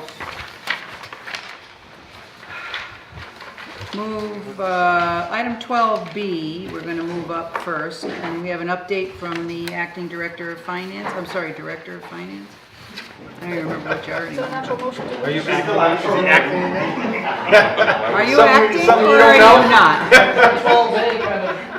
You didn't get the Yeah, memo? doesn't that make A superfluous? I don't know. Right. Let's just, Okay, good evening. yeah, I think within one item we can move an A up, right? Yep. Okay, so let's do the presentation first. Okay. All right, this is a year-end update, fiscal year 2018 year-end update. As you all remember, in December, the town was faced with a $2.3 million deficit due to the state reducing the funding for the town. As a result, several steps were initiated to address this situation, which were, number one, an assignment of $1.5 million of 2017 surplus, a spending freeze, a hiring freeze, and layoffs. As a consequence of these actions, fiscal year 2018 results were favorable, with the town realizing a modest surplus in the range of $100,000 to $200,000 on a GAAP basis. These favorable operating results culminated in the town not having to utilize the $1.5 million in assigned fund balance. These funds are currently available to the town. This is on a budgetary basis. The revenue variance was $2.37 million, primarily due to the cut in state aids. The town expense variance was approximately $2.8 million under budget, and the Board of Ed expense variance was $328,000 under budget.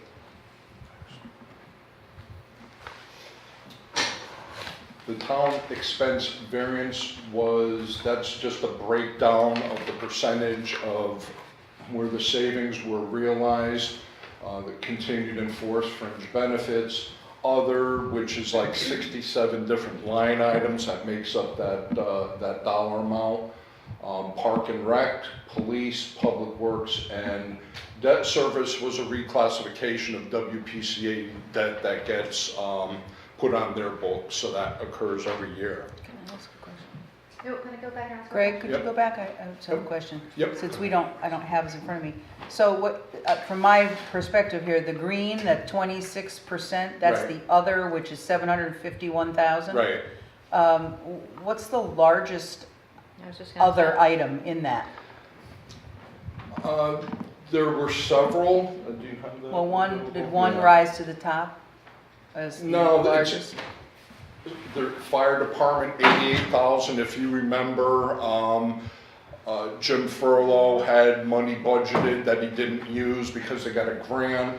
Public Works is 78,000 contingency. We didn't use all that money. So it's really a bunch of small So dollars. Greg, Yeah. I'm just curious, would it be possible, not now, but maybe going forward, to come up with some amount and say that if it's over that, because 751,000 is this much. Right. The fire department's this much, public works is this much, so maybe you could come up with something just to separate it out? To show the Yeah, maybe, I the mean, maybe I'm the total only one who 781. cares. Do a breakout pie chart. Pick a number and put that in its own little And show, pie. yeah, it's a lot of little, believe it or not, it's a lot of little Right, well, those are. line items that add up to Right. the 751. I think there's like 76 or 67, Well, these 67 line top, items. the top 4 here, I think Yeah. are good. Yeah. Just something to think about, that's all. Sorry, I didn't mean to stop you. That's fine, yeah, I'll pull, and actually, it's in the year-to-date budget report that I sent out. It's right there, so, but nevertheless. It's just a big part of the pie, that's Yeah. why I was curious. Okay, but those are the top 5. Okay, so due to the favorable operating results of 2018, Moody's, via ratings review, eliminated the town's negative outlook. Citing our conservative budgeting, sizable tax base, and sound fund balance and cash positions, as well as the town's response to adverse budgetary challenges created by the state. So, it's good news, folks. That's good news. It's really good news. And again, for us, that means that we're gonna have more people interested in investing in the town, correctly? Because we've got such a strong bond We rating. got the negative outlook, and they affirmed our AA1 rating. And this sets the table for when we go to the bond market in January. So this was like a preview, it was like a dry run, if you will, of if we're converting our bands to bonds and we have to do an official statement, we'll have to go through another formal ratings review. So they asked questions, I mean, I have them here, about economic development, which the mayor did a wonderful job on.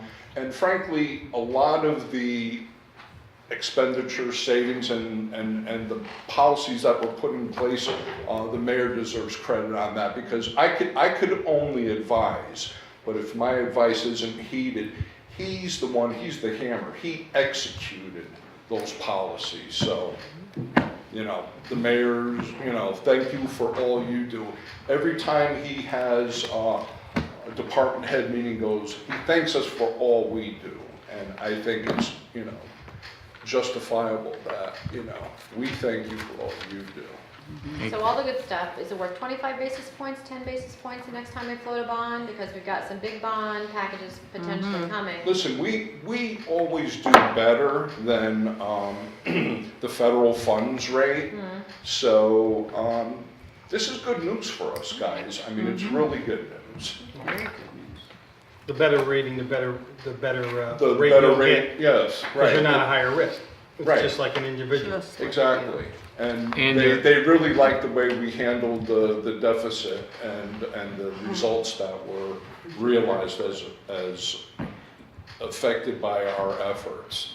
And there are also other investors that would not buy your bonds because you have a negative watch on They it. look at So that expand your pool of investors that will look at your bonds. They were looking at our pension, they were looking at our debt, they were looking at our plans, but really the focus of their ratings review was how we handled 2018, how we handled that adversity. And we just had all good news to tell them. And frankly, our financial advisor was actually pushing for a AAA rating, so he wasn't very, shy about doing that. So that's something that is within range. It's one of my goals before I ride off into the sunset to get New Milford their first AAA rating, whether I can do it or not, whether we can do it or not. It's all of us. It benefits all of us. Right. So that's a goal to work towards, and that would be the first time New Milford would be at a AAA rating. So it's a goal that we could all shoot for. Any questions? If you have, no, go ahead. I just want to go back, so our 1.5 million, Yep. the assigned fund balance, Yes. now that's available to be used for whatever. Yes, right now, it's an assignment of fund balance. If you want to, it's really up to you folks, what you do with it. You can reassign it for whatever purpose you deem appropriate. It's our next agenda item. Well, I thought you were gonna. No. Next item, you're still in the same item there. Okay, well, there you go. You have the 1.5. What you do with it, I provide the quantitative analysis. You guys gotta do the qualitative analysis. Okay. So, any questions for Greg so far? Okay, so going to C real quickly, as we talked about the 12C? We talked about the $1.5 million that is available. And I personally think we need to put that to work for our taxpayers. So I'd like to bring some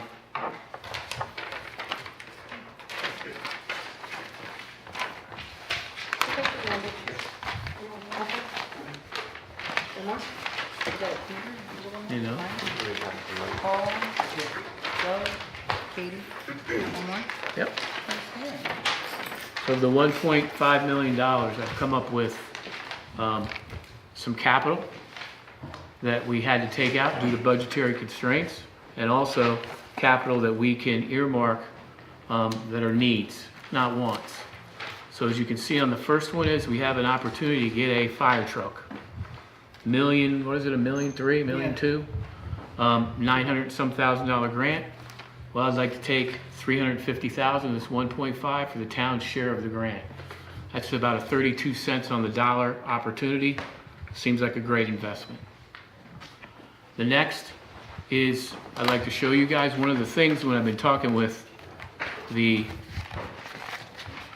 Public Works, is I meet with them every week, and the citizenry themselves, they tell me time and again about the potholes. And they keep saying how the potholes, when they get filled, they come right up, right away. So, one of the things that's great is we have new technology that's come out. Need another one?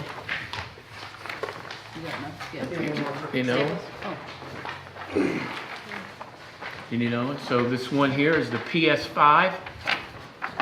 It's a one-man pothole solution machine. Actually, can all do it by one guy, not the 6 guys we got now. So.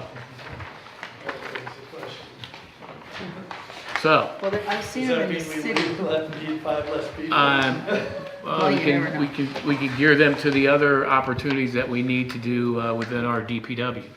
So I'm asking for, of this 1.5, 335,000, the spray injection pothole filling machine with emulsion tax, which we're going to call our pothole patrol. The potty patrol? Pothole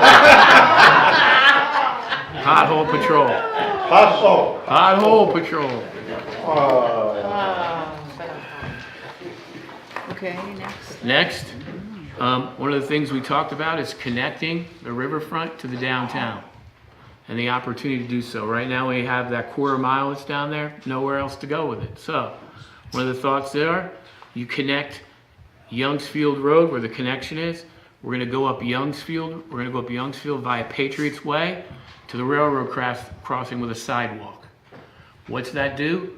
Is it brings the people from the riverfront or from the downtown, vice versa, to each other.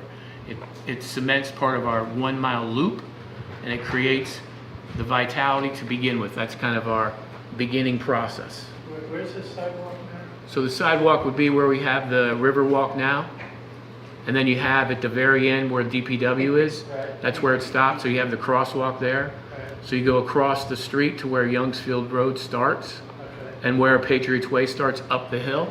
So we create a sidewalk there to go up Patriots Way, and then that would take you into where the downtown is, and then you could go right into the railroad crossing and into the downtown.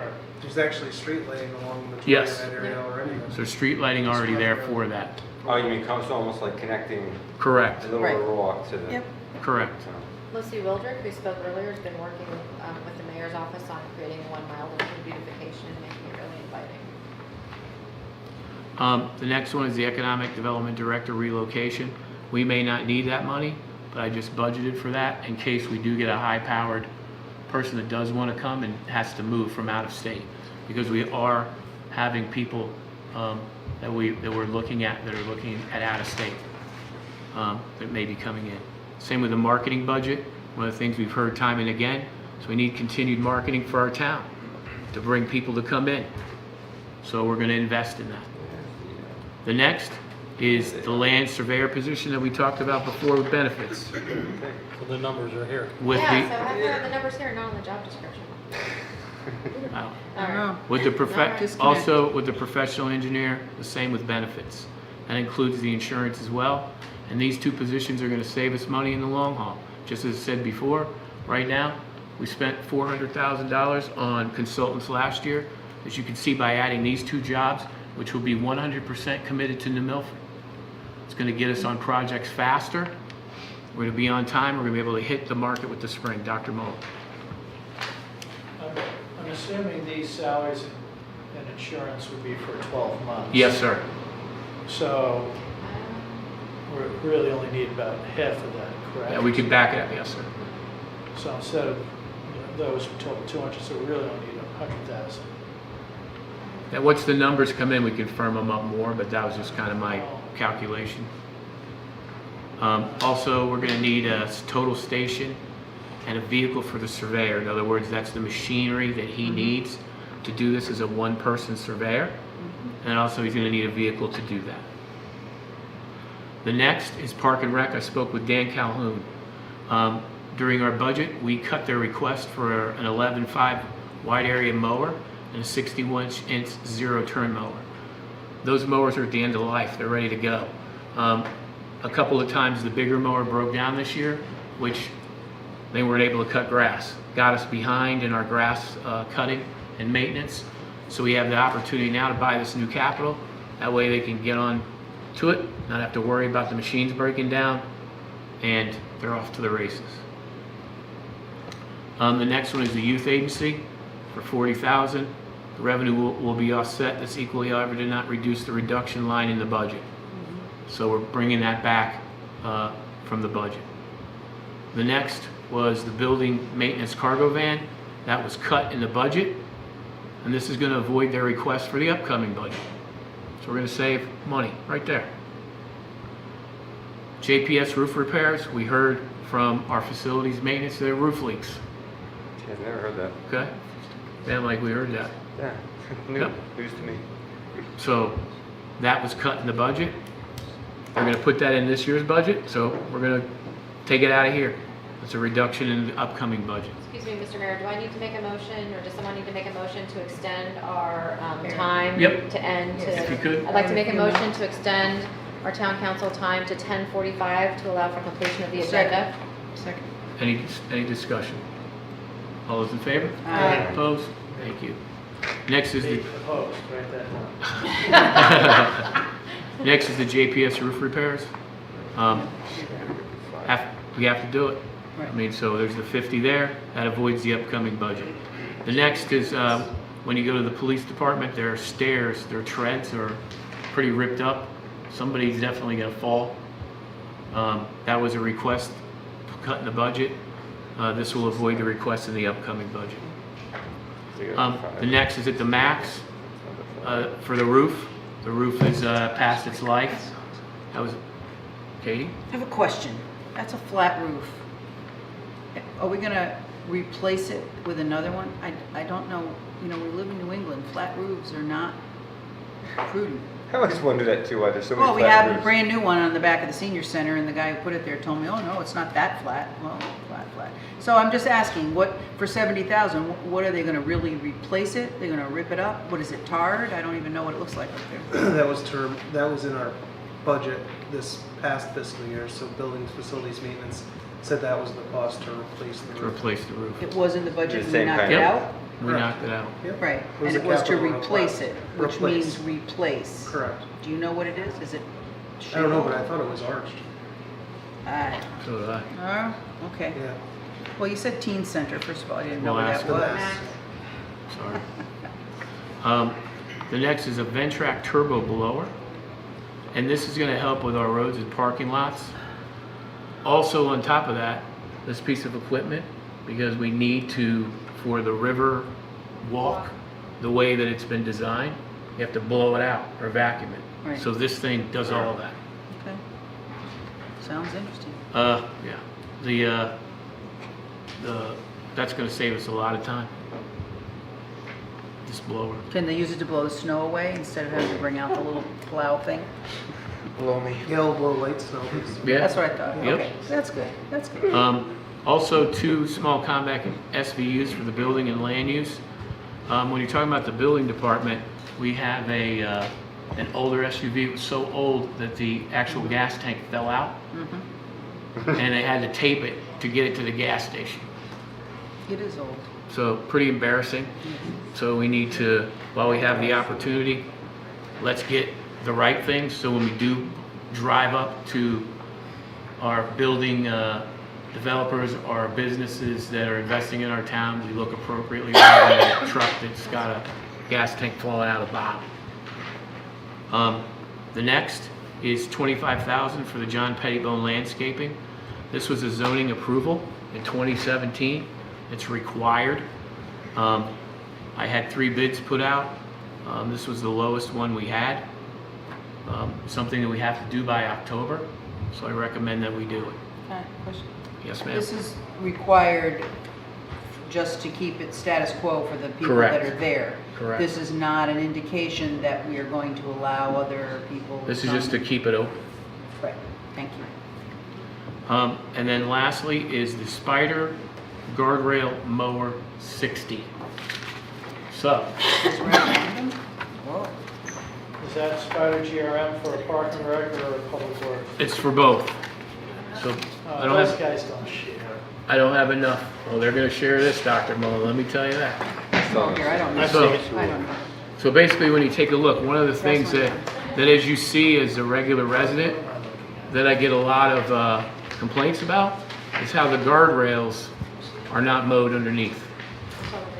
Whether we use a herbicide or whether it's not done. So looking through, we now have technology. The technology now is as you put that on the actual tractor, and it does it itself. So now, So it's a tractor. right, so now you only need the one person. Not how many? not 3 or 4. So my recommendations is we use this money, put it to work for our citizenry. I just have a question, Renee. Yes, Are ma'am. the repairs for, we've got 2 roof repairs here, right? Yep, Are those going out for bid? absolutely, I'd have to go to bid. Okay, thank you.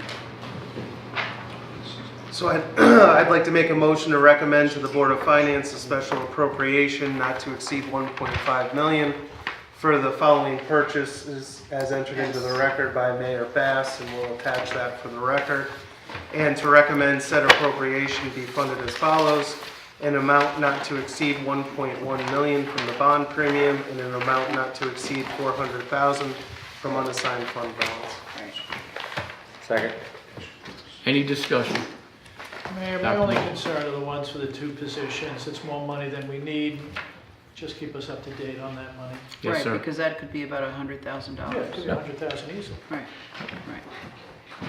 And the 20 for reload that we might not need. So potentially it's 120,000. We'll keep updated on it. Will our paychecks be bigger next year? Yes. I heard they're gonna Okay, so- double them, Walter. We have a motion. 200% of zero. Okay, so we have a motion and a second. You taught history, not math. Right, Stephanie, you got that? Yes. Okay. All those in favor? Aye. Opposed? Thank you. And next is the, Hold on, and then, sorry. Right, you should we have to, put this on the, did we decide we're having the special town council meeting? or- This one- Wait, we have one more- This one is before the regular town council meeting on the 24th, right before that. Oh, okay. Different town meeting. So we don't need to, oh, okay. You got a different motion, different date there. Okay, so then I'd like to make a second motion, because this is greater than 1/5 of 1 mil, we need to have a special, Right. a town meeting for this. Okay. okay. So I'd make a motion to authorize the mayor to call a special town meeting for September 24th, 2018. That's our regular town council meeting at 6:30 PM for the purposes of considering said special 6:30. appropriation not to exceed 1.5 million, contingent upon the prior approval of the Board of Finance. Second. Paul, how about 6:45? yeah, I, 6:45 as noted by Dr. Moore. No, there's a Okay. public 6:50. hearing. There's I a public like- hearing scheduled at 6:45, that's why the resolution says. oh, that's right, there is. What's it, Good thinking, Matt. About the continued public hearing on those ordinances. Right, Oh, So that's why Okay. the town meeting is moved All to right. 6:30. okay. okay. Yeah, we Got don't it. have lives anyway. Okay. All in favor? What do you want? Mike. What do you want? Paul's document. Oh, you have the spreadsheet? Yep. All those in favor? Aye. Opposed? Thank you. Okay, so Okay, now next. we move back to item 12A. Motion to approve naming Greg Ossipow as Director of Finance. Second? Any discussion? Greg, do you want the job?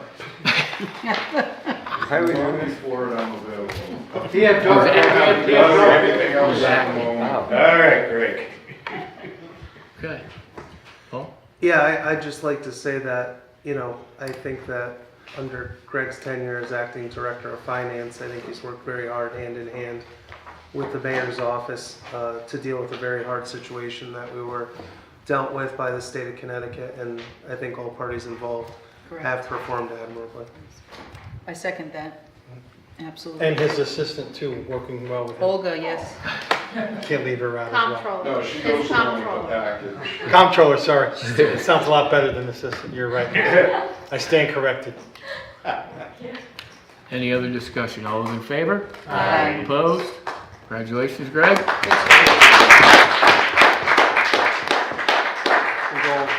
Okay, moving on to item 14, Mayor's Office. minutes. We have a motion to act pursuant to the Charter 602G regarding execution of a proposed forbearance agreement between the town of New Milford and Housatonic Real Estate 2 LLC relating to Medinstel LLC properties. And I think we all have a copy of that. These are in your packets, Dr. Mullen. The forbearance agreement. How did I not see this? Is there a second?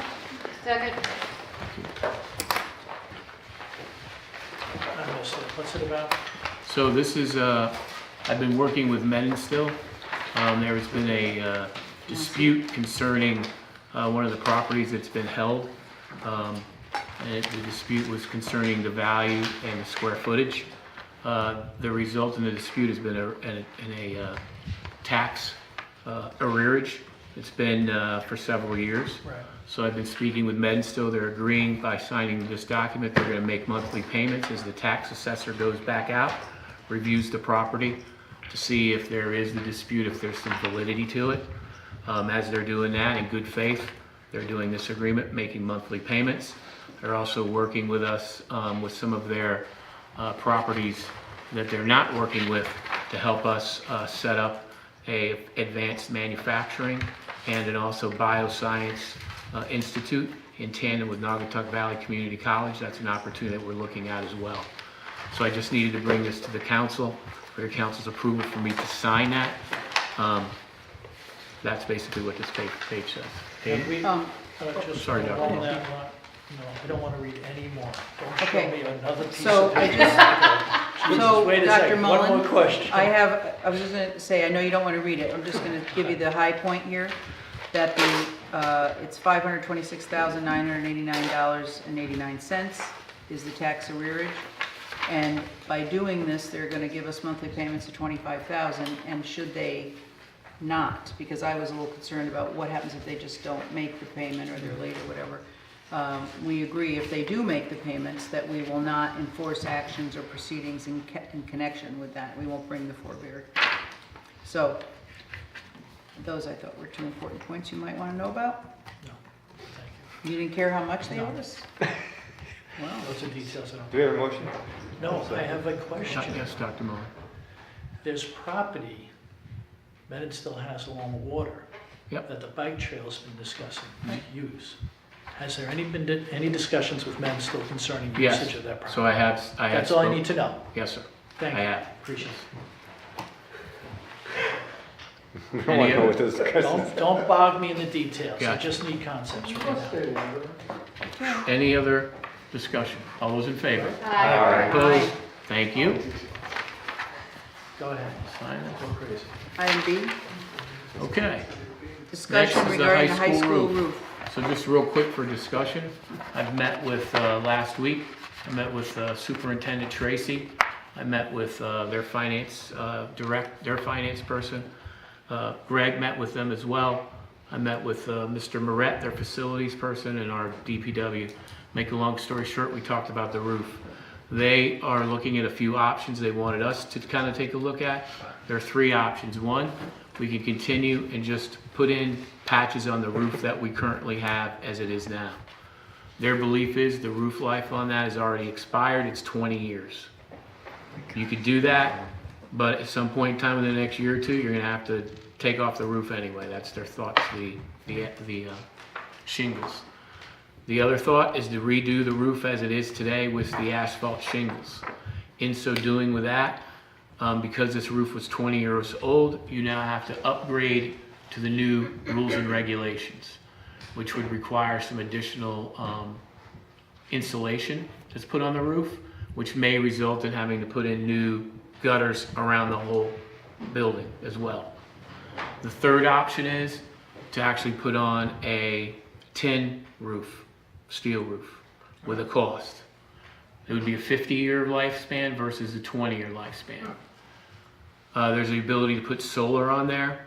They had a consultant come in, and this particular consultant only had the solar putting on for a very small footprint of the building.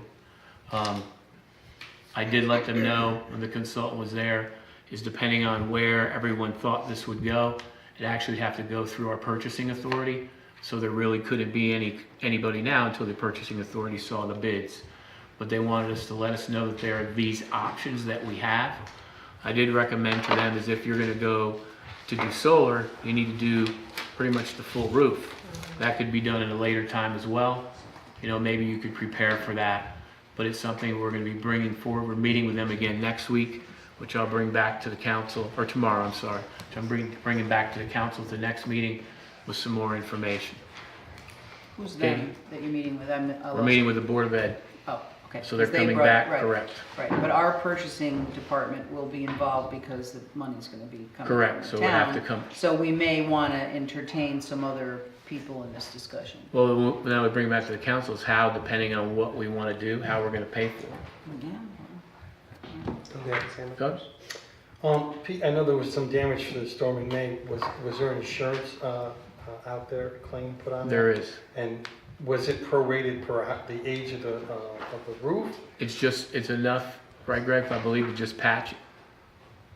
It's 1.5 million, whatever that 1.5 million will get us. So the insurance covered a 1.5 million on the high school The roof? damages. Yeah. So that's what we have to work with right now, on Right top of now, what, yeah. Without any, going to any other option. So- That's what we would probably have to put the money up front until we get reimbursed after the job's done and inspected or whatever.